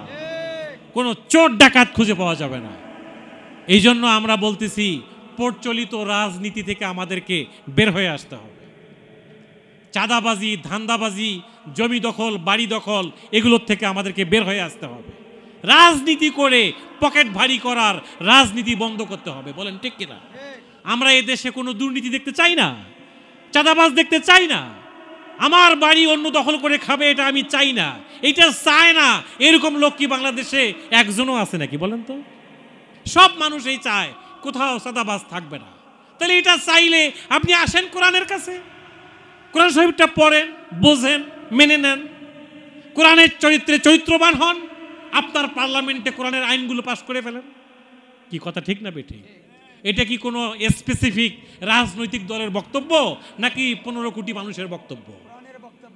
15 কোটি মানুষ চায় এদেশে চাঁদাবাজ বন্ধ হোক। বলেন চাই কি না? দল, মত, ধর্ম, বর্ণ নির্বিশেষে সব মানুষ বলতেছে আমরা চাঁদাবাজি চাই না, মিথ্যা চাই না, দুর্নীতি চাই না, ভেজাল চাই না। তো চান না যে, কিভাবে চান না? কোরআনের কাছে আসেন, কোরআন পড়েন, বোঝেন, একটা কোরআনী চরিত্র তৈরি করেন। কি রাজি হয়েছি আমরা সবাই? যদি না করি এরকম অস্থির সমাজে আমাদের থাকতে হবে। আমরা কি চাই একটা অস্থির সমাজ? এটা আমরা চাই। আমরা মাইশাতান দানকা ওয়া নাহশুরুহু ইয়াউমাল কিয়ামাতি আমা। শুধু দুনিয়ার জীবনটাই অস্থির হবে না, কিয়ামতের মাঠে আমি আল্লাহ তোমাকে অন্ধ করে তুলব। কি করে তুলব? অন্ধ। এই লোকটা কিয়ামতের মাঠে চিৎকার করে বলবে, রব্বুল আলামিন লিমা হাসারতানি আমা, কেন আমাকে অন্ধ করে তুললে? ওয়াকাদ কুনতু বাসীরা, আমি তো চক্ষু ছিল আমার, আমি তো সব দেখছি। আল্লাহ বলছে না, 30 দিন তারাবি পড়ছো, খতম তারাবি পড়ছো, কিন্তু তোমার এই চোখ দিয়ে আমার কোরআনকে তুমি ভালো করে দেখো নাই। তোমার এই কোরআন কান দিয়ে আমার কোরআনকে ঠিক মতো তুমি শোনো নাই। তোমার বোধ শক্তি দিয়ে আমার কোরআনকে তুমি বোঝো নাই। কি এরকম না বুঝা লোক আমাদের সমাজে আছে কিনা? এরকম হাফেজকারী আছে কিনা? আছে। কোরআন শরীফের তেলাওয়াত করতেছে, কিন্তু আল্লাহ রাসূল একটা হাদিসে বলছেন গলা পর্যন্ত আওয়াজ, এর ভিতরে কোরআন ঢুকতেছে না, কারণ কোরআনের বুঝ তার মধ্যে নাই। এরকম আছে কিনা? কোরআন শরীফে সূরা হাদিদ নামে একটা সূরা নাজিল করেছেন। হাদিদ মানে লোহা। হাদিদ মানে কি? লোহা। আল্লাহ তাআলা বলছেন ওয়া আনজালনাল হাদিদ ফিহি বাসুন শাদীদ, পৃথিবীতে আমি লোহা নাজিল করেছি, এই লোহার মধ্যে প্রচন্ড শক্তি আছে। সকল মুফাসসিরিন একরাম বলছেন লোহার শক্তি মানে সামরিক শক্তি। সামরিক শক্তি। আমি কোরআনের হাফেজ, অনেক বড় আলেম, অনেক বড় মুফতি, কিন্তু আমি কোরআন বুঝি না, লোহার ব্যবহার বুঝি না, কিভাবে কামান তৈরি করে, কিভাবে ট্যাঙ্ক তৈরি করে, কিভাবে যুদ্ধ জাহাজ তৈরি হয়, সেই সায়েন্স, জ্ঞান, বিজ্ঞান, স্কিল আমার মধ্যে নাই। কি এরকম আছে কিনা? অথচ আপনি কোরআন নাজিলের প্রথম রাত হেরা গুহায় 27শে রমজানের শবে কদরের রাত, অথবা রমজানের শেষ দশকের কোনো একটা বেজর রাত, আল্লাহর নবী একটা পাহাড়ের গুহার ভেতরে বসে আছেন। আসমান জমিন সমান লম্বা সাদা পোশাক পরা ভদ্রলোক এসে বললেন, মোহাম্মদ দাঁড়াও, ইকরা পড়ো। সে বলল, আমি তো পড়াশোনা জানি না। তিনি কাছে টেনে বুকে একটা চাপ দিলেন, দিয়ে বা ছেড়ে দিয়ে বললেন, পড়ো। সে বলছে, আমি তো পড়তে পারি না। আবার চাপ দিয়ে ছেড়ে দিয়ে বললেন, পড়ো। সে বলছে, আমি তো পড়তে পারি না। 3 বার চাপ দিয়ে ছেড়ে দিয়ে বললেন, মুহাম্মদ ইকরা বিসমি রাব্বিকাল্লাযী খালাক, খালাকাল ইনসানা মিন আলাক, ইকরা ওয়া রাব্বুকাল আকরাম আল্লাযী আল্লামা বিল কলম আল্লামাল ইনসানা মা লাম ইয়ালাম। এই কথাগুলো বলে ওই আসমান জমিন সমান লম্বা ভদ্রলোক গায়েব হয়ে গেল। এই প্রথম দিনে 5টা আয়াত নাজিল হয়েছে সূরা আলাকের। এই 5টা আয়াতের মধ্যে 9টা বিষয়ে লেখাপড়া করতে বলা হয়েছে। 9টা বিষয়। কয়টা বিষয়? 9টা। এর মধ্যে একটা আছে স্পেস সায়েন্স, আকাশ বিজ্ঞান। আজকে নাসা বিজ্ঞানীরা যে, নাসা বোঝেন, এটা আমেরিকান একটা কোম্পানি নাসা, চাঁদের দেশে কি হচ্ছে, অমুক গ্রহে কি হচ্ছে, এগুলো তারা খোঁজ খবর নিচ্ছেন। এখন বাংলাদেশের জমি জায়গা কিনতে পাওয়া যাচ্ছে না, চাঁদের দেশে জমি কেনার পরিকল্পনা হচ্ছে। নাসা, স্পেস সায়েন্স বর্তমান বিশ্বের সবচেয়ে বেশি একটি ভ্যালুয়েবল সাবজেক্ট হচ্ছে স্পেস সায়েন্স। এই বিষয়ে প্রথম দিনের ওহীতে আল্লাহ পড়াশোনা করতে বলেছেন। আকাশ বিজ্ঞান নিয়ে পড়াশোনা করো, সায়েন্স পড়ো, বিজ্ঞান পড়ো, লোহার ব্যবহার শেখো, না হলে দুনিয়াকে ডমিনেট করতে পারবে না। ব্রিটিশ পার্লামেন্ট, কোন পার্লামেন্টের কথা বলতেছি? British parliament. তৎকালীন পার্লামেন্টে ওইকার সময়কার একজন এমপি, পার্লামেন্ট মেম্বার, তাকে দায়িত্ব দেওয়া হলো, গ্ল্যাডস্টোন তার নাম। তুমি খবর নিয়ে দেখো পৃথিবীর মানুষ কি কারণে মুসলমানরা এত এগিয়ে যাচ্ছে। 3 মাস, কত মাস? 3 মাস গবেষণা করে তিনি ব্রিটিশ পার্লামেন্টে রিপোর্ট দিলেন। So long as the Muslim have the Quran, we shall unable to dominate them. আমি 3 মাস গবেষণা করে দেখলাম পৃথিবীতে মুসলমানরা এগিয়ে যাচ্ছে এ কারণেই, তাদের হাতে রয়েছে কোরআন, তারা কোরআন পড়ে, বোঝে, কোরআনের চরিত্রে তারা চরিত্রবান। এই কোরআন যতদিন তাদের হাতে থাকবে, we shall unable to dominate them, এদেরকে আমরা কন্ট্রোল করতে পারবো না। We must either take it from them, হয় কোরআন শরীফকে তাদের কাছ থেকে ছিনিয়ে নিতে হবে। ব্রিটিশ পার্লামেন্টে গ্ল্যাডস্টোন বক্তব্য দিচ্ছে, পৃথিবীতে মুসলমানদের অগ্রগতি থামাতে চাইলে তাদের হাত থেকে কোরআনকে ছিনিয়ে নিতে হবে। তখন তারা বলল, কেতাবি কোরআন, যেটা লিখিত কোরআন, এটা আগুনে জ্বালায় পোড়ায় দেওয়া যায়। যে কোরআনটা বুকের মধ্যে হাফেজরা সিনাবদ্ধ করেছেন, এই কোরআনকে তো জ্বালায় দেওয়া যায় না। তখন তারা বলল, আসুন আমরা একটা সিলেবাস তৈরি করি। এই সিলেবাসটা এই বাংলাদেশ, এই উপমহাদেশে আমরা চালাই দেই। একদিকে একটা স্কুল হবে আর একদিকে মাদ্রাসা হবে। মাদ্রাসার আলেমরা এরা শুধু কিছু হালকা পাতলা একটু কোরআন হাদিস জেনে এটা মসজিদের ইমামতি করবে, মিলাদ করবে, আর টুকটাক কিছু এই ওয়াজ নসিহতের মধ্যে থাকবে। আর স্কুল কলেজ যারা পড়বে দাঁড়িয়ে প্রস্রাব করবে, বাপ মারা গেলে জানাজা পড়াইতে পারবে না। এরকম কোরআন থেকে দূরে থাকার একটা গ্রুপ তৈরি করতে পারলেই আমরা সফল হইতে পারব। আমার কথাটা কি বুঝতেছেন ভাই? এটা এত বেশি গুরুত্বপূর্ণ কথা যে আপনি 50,000 কোটি টাকা দিলেও শোধ করা যাবে না। আমি কত গুরুত্বপূর্ণ কথা বলছি। এই ব্রিটিশরা আমাদেরকে সিলেবাস দিয়ে আজকে আমাদের দেশে 50টা বছর কেটে গেছে। আমরা অরিজিনাল কোরআন কেউই বুঝি না, বলেন ঠিক কিনা? কেউ বুঝি না আমরা। যারা আওয়ামী লীগ করে তারাও বোঝে না, যারা বিএনপি করে তারাও বোঝে না, আমরা যারা বিভিন্ন জামাত, চরমনাই, তাবলিগ, পাবলিক বিভিন্নভাবে ধর্মকর্মকে বোঝানো হইতেছে, আল্লাহর কোরআনটা কেউ বোঝে না। দেখবেন আপনার মসজিদের ভেতরে সকাল সন্ধ্যার তালিম হচ্ছে, ইমান আমলের বয়ান হইতেছে, আল্লাহর কোরআনটা নিয়ে কেউ পড়ে না। এই কথাটা ঠিক না বেঠি? আমি কারো বিরুদ্ধে কথা বলতেছি না, কারো বিরুদ্ধে না, আমি সবাইকে শ্রদ্ধা করি। আমি সব রাজনৈতিক দলের অফিসে গিয়েছি, সকল পীর, মাজার, ফকির যত দরবার আছে সবার কাছে আমি গিয়েছি। আমি জানার চেষ্টা করেছি আল্লাহর কোরআনের সিলেবাসটা কার কাছে আছে। আল্লাহর কসম, এই কোরআনের সিলেবাসটা কারো কাছে নাই। আমরা কি আজকে নিয়ত করতে পারি ভাই যে ভাই আপনি কোরআন থেকে কথা বলেন, কোরআনের তাফসির করেন, কোরআনের তালিম করেন, কোরআনের বয়ান করেন, আমরা এইটা ছাড়া আর কিছু শুনতে চাই না, বলেন ঠিক না বেটে? কোরআন শুনতে চাই আমরা, কোরআন। এই জন্য প্রথম দিনের ওহীতে 9টা বিষয়ে লেখাপড়া করতে বলা হয়েছে 5টা আয়াতে।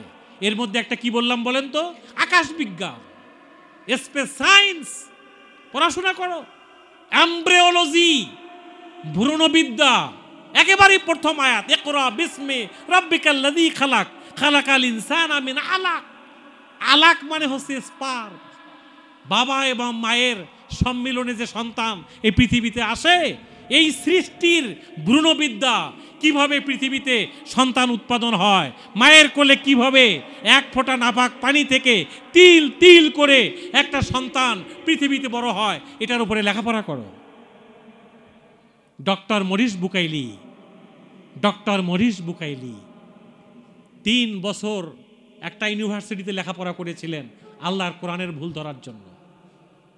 3 বছর লেখাপড়া করে এসে তিনি যখন কোরআন পড়া শুরু করলেন, পড়তে পড়তে যখন তিনি সূরা হজে গেলেন, কিভাবে মায়ের কোলে, মায়ের গর্ভে, মায়ের রেহেমে কিভাবে একটা বাচ্চা 10 দিন, 120 দিন, 1 মাস, 3 মাস, 8 মাস, 9 মাস, স্তর বাই স্তর কিভাবে বড় হয়, মাংসপিণ্ড হয়, রুহু আসে, স্ট্রাকচার হয়, বডি ফিনিশিং হয়। এই বিদ্যা তিনি যখন এই আয়াত পড়া শুরু করলেন, বললেন যে আল্লাহু আকবার, এটা কিভাবে সম্ভব? এতশো বছর আগে তো এই ভ্রূণবিদ্যা পৃথিবীতে আবিষ্কার হয় নাই। এটা অবশ্যই দুনিয়ার কারো কিতাব না, এটা আল্লাহর কিতাব। আমি কালেমা পড়ে মুসলমান হয়ে গেলাম। ডক্টর মরিস বুকাইলি আল্লাহর কোরআনের কাছে এসে সারেন্ডার করেছেন। তিনি এসেছিলেন কোরআনের ভুল ধরতে। এই রোজার মাসটা হচ্ছে কোরআন নাজিলের মাস। সেই কোরআনটাকে আমরা ধরতে চাই তো নাকি? ধরতে চান আপনারা? আমি তো মনে করি আর সময় নেই আমাদের। বের হয়ে পড়েন, অলিতে গলিতে, পাড়ায় মহল্লায়, বাড়িতে বাড়িতে, সবার কাছে একটা মেসেজ দেন, আসেন এই রোজার মাস, কোরআন নাজিলের মাস, এই কোরআনকে বাংলাদেশের পার্লামেন্টে আইনের কিতাব হিসাবে আমরা পাশ করাতে চাই। আমি কি এটা অযৌক্তিক কথা বললাম? 90% মুসলমানের দেশে কোরআনের আইন ছাড়া কার আইন চলতে চায়? কি কথা ঠিক না? আল্লাহ তাআলা সূরা আলে ইমরানে বলছেন, আফা গয়রা দীনিল্লাহি ইয়াবগুন, আমার আইন ছাড়া কার আইন মানতে চাও? বলো বান্দা, কার আইন মানতে চাও? তোমার চোখ, ঠোঁট, জিহ্বা, হাত, নাক সব দিকে তাকাও। আমি আল্লাহ আমার মতো করে তোমার ডিজাইন করেছি। তুমি কার আইন মানতে চাও? কার বিধান মানতে চাও? ওয়ালাহু আসলামা মান ফিস সামাওয়াতি ওয়াল আরদ তাওআন ওয়া কারহা। আসমান জমিনের দিকে তাকাও, প্রত্যেকটি সৃষ্টি, তোমার চোখ, তোমার নাক, তোমার জিহ্বা, তোমার হাত পা, প্রত্যেকটা সৃষ্টি আমার আইন মেনে চলতেছে। আপনি বলেন এই চোখের দায়িত্বটা কি, দেখা না শোনা? বলেন চোখের দায়িত্বটা কি? দেখা। আপনি চাইলে আইনটা পরিবর্তন করতে পারবেন? চোখ দিয়ে শোনার কাজ করাইতে পারবেন? নেভার, পারবেন না। চোখ আল্লাহর আইন মানছে, আপনার কান আল্লাহর আইন মানছে, আপনার ডাইজেশন পাওয়ার, আপনার পেট, আপনি খাবারগুলো খাচ্ছেন, কিভাবে এগুলো ডাইজেশন হবে? আল্লাহ তাআলা সূরা আবাসার মধ্যে বলছেন, ফালিয়ানজুরিল ইনসানু ইলা তাআবি। বান্দা তোমার খাবারের টেবিলের দিকে তাকাও, তোমার প্লেটের দিকে তাকাও, কিভাবে চিংড়ি মাছ, রূপচাঁদা মাছ, ওই সেই পাকিস্তানের নাজিরশাইল চাউল দিয়ে বিরিয়ানি খাচ্ছ। চিন্তা করে দেখো তোমার ডাইনিং টেবিলে কিভাবে খাবারটা আসলো। আমি আল্লাহ ঝুমঝুম বৃষ্টি পাঠিয়ে জমিন থেকে খাবার উৎপাদন করে তোমার মোরালগঞ্জ পর্যন্ত, তোমার টেবিল পর্যন্ত আমি খাবার পৌঁছে দিয়েছি। তুমি আমার আইন ছাড়া কার আইন মানতে চাও? বলো, বলেন এটা কোন যুক্তিতে আমি অস্বীকার করতে পারি যে আল্লাহ ছাড়া আর অন্য কারো আইন মানবো? এটা হইতে পারে না। যেটা কসাইয়ের দোকান, চেনেন তো? কসাইয়ের দোকান চেনেন? কসাইয়ের দোকানে কি পাওয়া যায় বলেন তো? মাংস পাওয়া যায়, গোশত পাওয়া যায়। আপনি ওখানে মিষ্টি চাইলে পাওয়া যাবে? মিষ্টির দোকানে গরুর গোশত খুঁজলে পাওয়া যাবে না। এটা মুসলমানের দেশ, এটা খানজাহানের দেশ, শাহ মাকদুম শাহ পরানের দেশ। এদেশে কোরআন ছাড়া আর কারো আইন এই বাংলার জমিনে আজ চলবে না। মুসলমান কিসের অন্ধে বিশ্বাসে, কিসের আশায়, কিসের নেশায় তুমি কোরআনের বাইরে থাকতে চাও? তোমার প্রত্যেকটা অঙ্গ প্রত্যঙ্গে আল্লাহর আইন চলতেছে। এই রোজার মাস, আসুন আমরা নিয়ত করি, হতে পারে তো এই রোজাই আমাদের শেষ রোজা, হইতে পারে না? গত বছর রমজানে যারা বেঁচে ছিল তারা অনেকেই রমজানে নাই। আসেন আমরা এই রমজানে নিয়ত করি, আল্লাহ তুমি যদি আর রমজান আমার ভাগ্যে হায়াতে না দাও, আমি আজ থেকেই এই কোরআনের কর্মী হয়ে গেলাম। পারবো তো ইনশাআল্লাহ আমরা সবাই? আল্লাহ আমাদেরকে কবুল করো। রমজানের 1 নম্বর শিক্ষা বলছি তাকওয়া, 2 নম্বর বলেছি আমি মাসলা মাসাইল, 3 নম্বর বলেছি হলো এই কোরআনকে বিজয়ী করার আন্দোলনে কোরআনের হেদায়েতের ভেতরে আমাদেরকে ঢুকতে হবে। প্রত্যেকটা ঘরকে, প্রত্যেকটা বাড়িকে কোরআনের পাঠশালা বানাইতে হবে। প্রত্যেকটা মসজিদকে কোরআনের তালিমুল কোরআনের কেন্দ্র বানাতে হবে।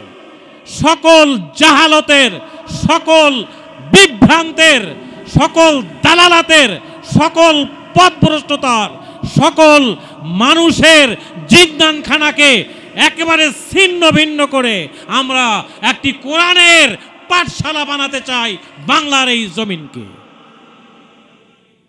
এটাই রমজানের গুরুত্বপূর্ণ শিক্ষা। কোরআন নাজিল না হলে এই রমজানের কোনো ফজিলত থাকতো না। বলেন ঠিক কিনা? কোরআনের কারণেই রোজার এত ফজিলত। সেই কোরআনকে মাইনাস করে আপনি রোজার ফজিলত খুঁজবেন, হবে না। এরপরে আমি যে কথাটা বলতে চাই, আল্লাহ বলছে আমার রোজাটা 30 দিন, কয়দিন? অথবা 29 দিন, চাঁদ যে কয়দিন হয়, এই 30 দিনে প্রত্যেকটা ঘন্টা মিনিটকে কাজে লাগাও। ওয়ালে তুকমিলুল ইদ্দা, প্রত্যেকটা ঘন্টা।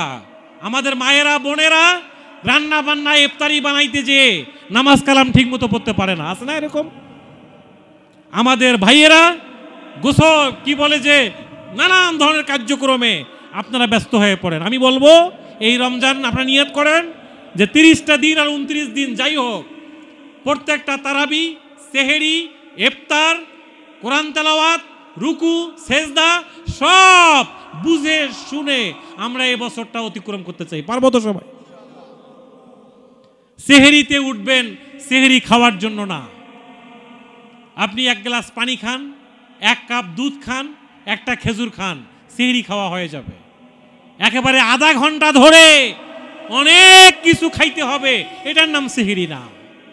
সেহেরিতে আল্লাহ রাসূল বলছেন ওয়াফিহে বারাকা, সেহেরির মধ্যে বরকত আছে। তার মানে কি? ওই সেহেরির টাইমে তাহাজ্জুদের নামাজের সময় বান্দা 1 গ্লাস পানি অথবা 1 গ্লাস দুধ খেয়ে তাহাজ্জুদের নামাজে দাঁড়িয়ে যাও, 2 রাকাত নামাজ পড়ে আমি আল্লাহর কাছে কান্নাকাটি করো, তোমার সাথে আমার আল্লাহর সম্পর্কটা একবারে কাছাকাছি হয়ে যাবে। পারবো তো আমরা ইনশাআল্লাহ? ওয়ালে তুকমিলুল ইদ্দা। রমজানের আরেকটা শিক্ষা, আল্লাহর কাছাকাছি বান্দা হওয়ার একটা সুযোগ হচ্ছে রমজান মাস। এই কাছাকাছি বান্দা আল্লাহ গুনাহ খাতা মাফ করে দিবেন, আল্লাহ আপনার সকল গুনাহ মাফ করবেন, আল্লাহ আপনাকে ডায়াবেটিস থেকে মুক্ত করবেন, হার্টের রোগ থেকে মুক্ত করবেন, দারিদ্র মুক্ত করে দিবেন, অভাব অনটন দূর করে দিবেন। কিন্তু আল্লাহর একটা শর্ত আছে। আল্লাহ বলছে বান্দা উজিবু, আমাকে ডাকো, দাওয়াতা দাই, যেভাবে ডাকা দরকার, ফালিয়াস্তাজিবু লি, বান্দা তোমার সব ডাক আমি শুনতে পাই। তোমার ঘাড়ের কাছে যে রগটা আছে, এই রগের থেকেও আমি আল্লাহ তোমার কাছে।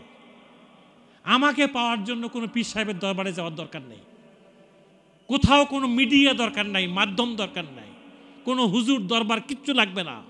আমাকে 999-এ কল করো, খালি একবার বলো আল্লাহু আকবার, আমি আল্লাহ তোমার ঘাড়ের রগের কাছে আছি। আল্লাহ পড়বেন না? বান্দা আমি তোমার এত কাছে, তোমার সব বিপদ আপদ সমস্যা দারিদ্রতা সব আমি শুনতে পাই, তোমার সব চোখের পানি আমি দেখতে পাই, তোমার সব কান্না আমি শুনতে পাই, তোমার সব সমস্যা আমি সমাধান করতে পারি। বান্দা একটা কন্ডিশন আছে, কি কন্ডিশনটা শুনবেন? ওয়াল ইউকমিনু বি, বান্দা তোমারও উচিত আমার এই কোরআনের বিজয়ের আন্দোলনে তুমি অগ্রগামী হও। আমার কোরআন বিজয়ের আন্দোলনে সৈনিক হও, অগ্রগামী হও। এই কোরআনকে বিজয়ী করার কাজে মাঠে ময়দানে ঝাঁপিয়ে পড়ো, সকল সমস্যার সমাধান আমি আল্লাহ তোমার করে দেব। কি পারবেন তো ইনশাআল্লাহ? যত বেশি কোরআনের কর্মী হইতে পারবেন তত আল্লাহ আপনার সব সমস্যার সমাধান করে দেবেন। উহুদের ময়দানে খবর হয়ে গেল আল্লাহর নবী ইন্তেকাল করেছেন। এই খবর একজন মহিলা মদিনার শহরে তার কানের মধ্যে চলে আসছে। এলোমেলো চুল, এলোমেলো অবস্থা, এলোমেলো শাড়ি, বের হয়ে গেলেন। প্রতিমধ্যে দেখা হলো একজনের সাথে, আপনি কোথায় যাচ্ছেন? তুমি খবর পাওনি আল্লাহর নবী ইন্তেকাল করেছেন? বলল, ওখানে যেয়ে কি করবেন? আপনার সন্তান তো মারা গেছে। বলল, সরে যাও, আমার সন্তানের খবর আমাকে দিও না, তুমি বলো আল্লাহর নবী কেমন আছে। আবার সামনে গেলেন, খবর পেলেন স্বামী মারা গেছে। আবার সামনে পেলেন, খবর পেলেন ভাই মারা গেছে। আবার সামনে গেলেন, শুনলেন পিতা মারা গেছে। 4 জন শহীদের খবর পাওয়ার পরে এই মহিলা যখন উহুদের ময়দানে গেলেন, আল্লাহর নবীকে আহত অবস্থায়, জীবিত অবস্থায় দেখতে পেয়ে বললেন, ইয়া রাসূলুল্লাহ, আমি আসার পথে শুনেছি আমার সন্তান এই যুদ্ধে শাহাদাত বরণ করেছে। আমি একজন সন্তানহারা মা, আমি খবর পেয়েছি আমার ভাই শাহাদাত বরণ করেছে। আমি ভাইহারা একজন বোন, আমি খবর পেয়েছি আমার স্বামী মারা গেছে। আমি স্বামীহারা একজন বিধবা মহিলা। আমি খবর পেয়েছি আমার বাবা এই যুদ্ধে শাহাদাত বরণ করেছে। আমি একজন ইতিম সন্তান হয়ে আজ আপনার সামনে দাঁড়িয়ে কথা বলতে চাই, আপনি আল্লাহর নবী জীবিত আছেন। আমি আমার ভাইহারা, আমার সন্তানহারা, আমার বাবাহারা সব শোক ভুলে গিয়ে আমি আপনাকে জীবিত অবস্থায় পেয়ে সবচেয়ে বড় সান্ত্বনা পেলাম। এটা কি বলে আল্লাহর দ্বীনের জন্য কর্মী হওয়া? এই মহিলার আল্লাহ রাসূলের প্রতি ভালোবাসা সারা পৃথিবীর সব মানুষকে ভাগ করে দিলে তো শেষ করা যাবে না, বলেন ঠিক কিনা? আমরা সেই কোরআনের জন্য সেইভাবে বাংলাদেশের পার্লামেন্টে আল্লাহর কোরআনের ৬,৬৬৬টা আয়াতের পরিপূর্ণ আইন পাস না হওয়া পর্যন্ত আমরা আর ঘুমাবো না ইনশাআল্লাহ। সম্মানিত ভাইয়েরা, এই কোরআনের কর্মী আমাদেরকে হতে হবে। রমজান মাসে এই সিদ্ধান্ত নিতে হবে। আর একটি হলো পরিবার নিয়ে আমি একটু কথা বলতে চাই। আল্লাহ তাআলা এখানে বলেছেন রমজান মাসে উহিল্লা লাকুম লাইলাতুস সিয়াম আর রাফাসু ইলা নিসাইকুম হুন্না লিবাসুল লাকুম ওয়া আনতুম লিবাসুল লাহুন্না। আজকে বাংলাদেশের বিভিন্ন পরিবারে খোঁজ খবর নিয়ে দেখলে দেখা যায় রাশিয়া ইউক্রেনের যুদ্ধের মতো যুদ্ধ চলতেছে। ভাইয়ে ভাইয়ে, বনে বনে, বাবা মায়ে, সন্তান সন্ততির মধ্যে জমি জায়গা, টাকা পয়সা, আদর্শ, এগুলো নিয়ে যুদ্ধ হচ্ছে কিনা বলেন? আল্লাহ তাআলা রমজানের এই আয়াতের মধ্যে বলছেন, পরিবার, নারী এবং হাজব্যান্ড ওয়াইফ, একটা পরিবার একে অপরের সাথে লেগে থাকো, মিলেমিশে থাকো। ওয়াজালা বাইনাকুম মাওয়াদ্দাতাও ওয়া রাহমা। আমি আল্লাহ নিদর্শন, পরিবারে মায়ের ভালোবাসা, বাবার ভালোবাসা, ভাই বোনের ভালোবাসা, এগুলো আমি আল্লাহর নিয়ামত, এগুলো আয়াত। বান্দা কিভাবে মাকে ভালোবাসতে হয়, কিভাবে স্ত্রীকে ভালোবাসতে হয়, কিভাবে সন্তানকে ভালোবাসতে হয়, কিভাবে বোনকে ভালোবাসতে হয়, আমার কোরআনের কাছে এসে একটা কোরআনী সমাজের মাধ্যমে একটা সুন্দর পরিবার তৈরি করো। আজকে এই পরিবারের মধ্যে যত অনৈক্য, গন্ডগোল, মারামারি, সন্ত্রাস, এগুলো আমাদের স্বার্থের জন্য, বলেন ঠিক কিনা? এগুলো সব ফেলাই দিয়ে বলতে হবে ওয়ালা তুবাশিরুহুন্না ওয়া আনতুম আকিফুনা ফিল মাসাজিদ। বান্দা, যদি সময় হয় কোরআনের জন্য, মায়ের ভালোবাসা, বোনের হাসি, সংসার সুখ, প্রিয়ার মুখ, সব কিছু ফেলাই রেখে আল্লাহর কোরআনের জন্য যদি বের হয়ে যাওয়া লাগে, জীবন দেওয়া লাগে, শাহাদাত বরণ করা লাগে, তার জন্য তোমাকে বের হয়ে আসতে হবে। এরকম ব্যালেন্সিং, ভারসাম্যপূর্ণ একটা পরিবার তৈরি করো। আসুন আমাদের পরিবারগুলোতে আমরা একটা জান্নাতি পরিবার তৈরি করি। পারবো তো ইনশাআল্লাহ? জান্নাতি পরিবার তৈরি করতে হবে। জান্নাতি পরিবার, স্বামী স্ত্রীর অমিল দূর করতে হবে, ভালোবাসা দিয়ে একে অপরের মন জয় করতে হবে, পজিটিভ কথা বলতে হবে, সরি বলা শিখতে হবে। সরি, দুঃখিত, প্লিজ ডোন্ট মাইন্ড, আস্তাগফিরুল্লাহ, আল্লাহ তুমি মাফ করে দাও, এই ধরনের কথা বলতে পারবেন তো? অনেকেই আমরা হারতে চাই না, সবাই জিততে চাই। আমার ওয়াইফ কথা বললো, এবার হাজব্যান্ড আর একটা জোরে কথা বলল, এবার স্ত্রী বলল আর একটু জোরে বলল, শুরু হয়ে গেল গন্ডগোল। কি কথা ঠিক না? কিন্তু আল্লাহর নবী বলছেন তুমি চুপ থাকো, চুপ থাকো, চুপ থাকার মধ্যে কল্যাণ, চুপ থাকার মধ্যে কল্যাণ। পারবো তো আমরা সবাই? সরি বলা শিখতে পারবো? বংশ তুলে গালিগালাজ করা যাবে না। আমরা সবাই আদমের সন্তান, আমরা আদম থেকেই দুনিয়াতে আসছি, আমাদের বংশের মর্যাদা বড়াই করে কোনো লাভ নেই। কি ঠিক আছে কি না? এরপরে সর্বশেষ যে কথাটা আমি বলতে চাই, আল্লাহ তাআলা বলছেন রমজান মাসের শেষ 10 দিন এতেকাফে থাকো। কোথায় থাকো? এতেকাফ। এতেকাফের লেসনটা কি? এতেকাফ মানে মসজিদ। এতেকাফ কোথায় হয় বলেন তো? মসজিদে। এই মসজিদে এমপি সাহেব, মন্ত্রী সাহেব যেখানে দাঁড়ান, তার পাশে ড্রাইভার সাহেব দাঁড়াইতে পারে কি পারে না? পারে। বাড়ির মালিক যেখানে দাঁড়ায়, ভাড়াটিয়া সেখানে দাঁড়াইতে পারে না? পারে তো। তাহলে ইতিকাফ আপনাকে শেখায় এই মসজিদের বাইরে যে জমিনটা আছে এটা আল্লাহর জমিন।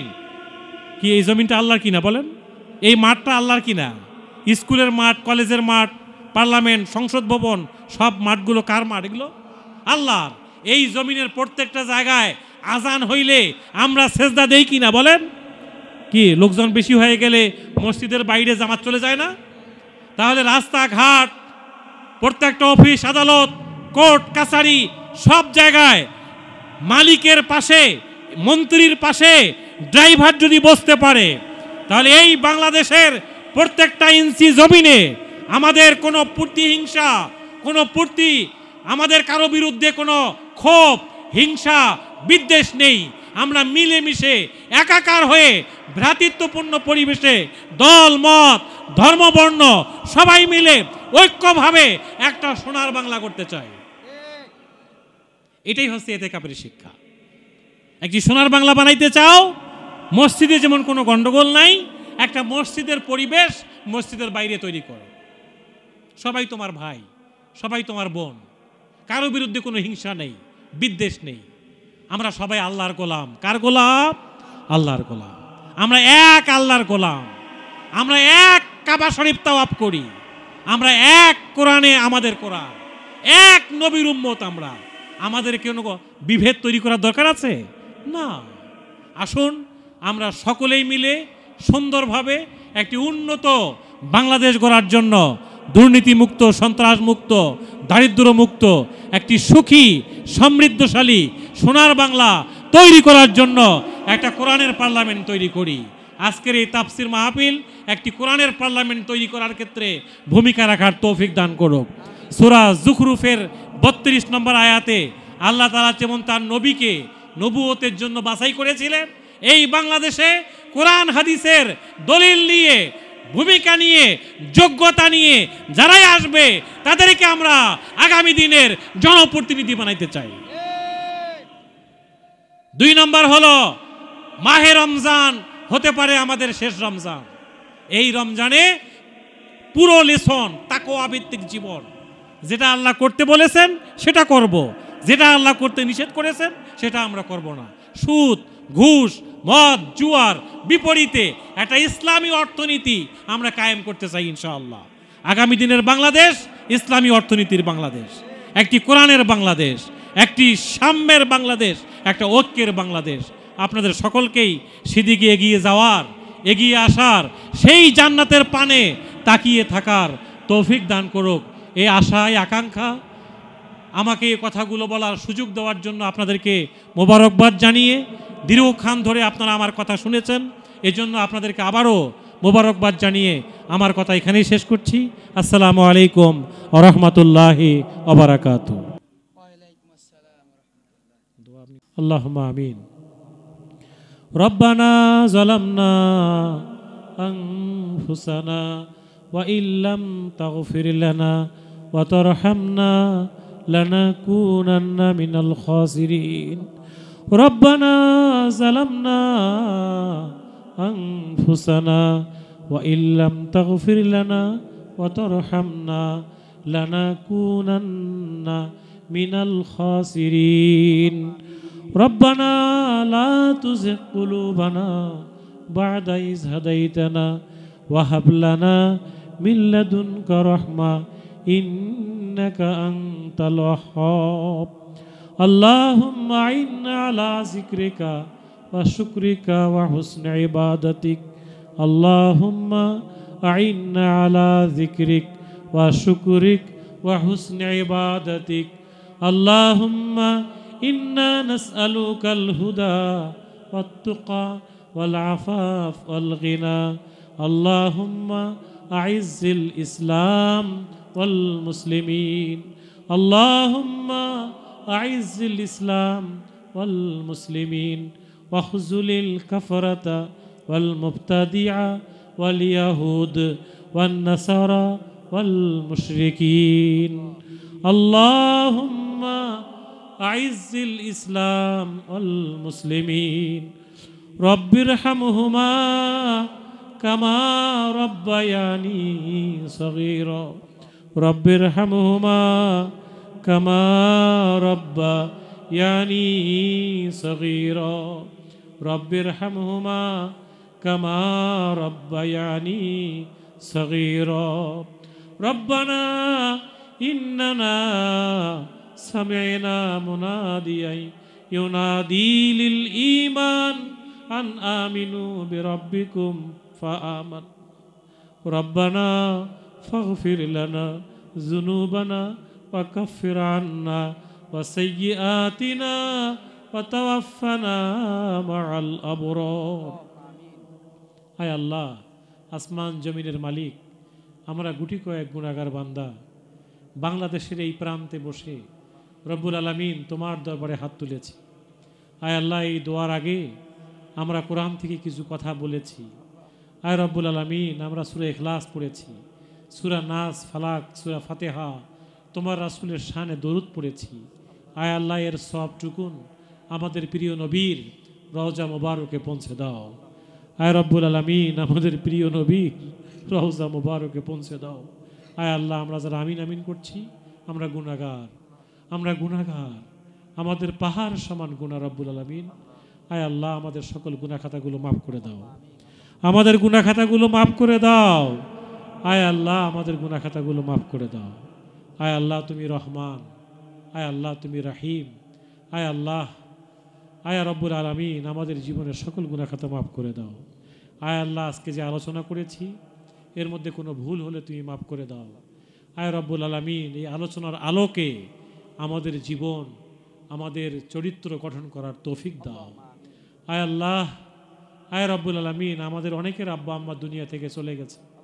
জানি না অন্ধকার খবরে তারা কিভাবে আছেন রব্বুল আলামিন এই ইন্টারনেটের যুগে সব খবর আমরা পাই ঘরের পাশে কবরে কি হচ্ছে আমরা কিচ্ছু জানি না হায় আল্লাহ এই ডিজিটাল যুগে আমরা এখনো কবরের খবর আবিষ্কার করতে পারিনি রব্বুল আলামিন আমাদের আব্বা আম্মার কবরগুলোকে জান্নাতের টুকরা বানিয়ে দাও আমাদের আব্বা আম্মার কবরের সঙ্গে জান্নাতকে তুমি লিঙ্ক করে দাও আয় আল্লাহ আমরা সন্তান হিসাবে যারা বেঁচে আছি আমাদেরকে চরিত্রবান সন্তান হিসাবে কবুল করো সালে সন্তান হিসাবে কবুল করো নেক সন্তান হিসাবে কবুল করো আয় আল্লাহ মিথ্যার বেসাতি আয় আল্লাহ কুয়াশার ভেতরে অন্ধকারে আমরা হাবুডুবু খাচ্ছি রব্বুল আলামিন তুমি আমাদেরকে কোরআনের আলো দেখায় দাও আয় আল্লাহ কোরআনের আলো দেখায় দাও আমাদেরকে ইসলামের আলো দেখিয়ে দাও আয় আল্লাহ আমাদেরকে তুমি কোরআনের কর্মী হিসেবে কবুল করো আয় আল্লাহ এই বাংলার জমিনকে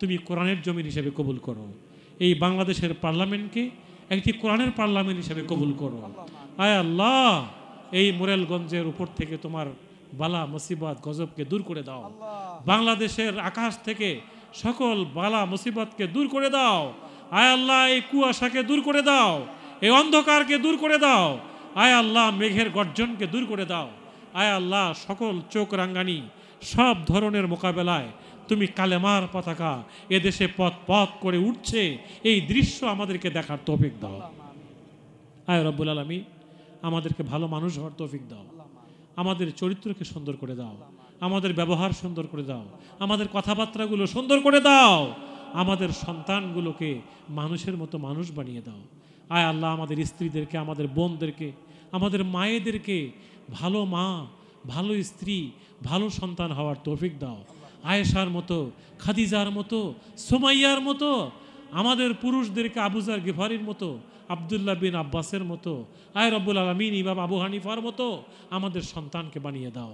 আয় আল্লাহ, আমাদেরকে তুই মুত্তাকিদের ইমাম হিসাবে কবুল করো।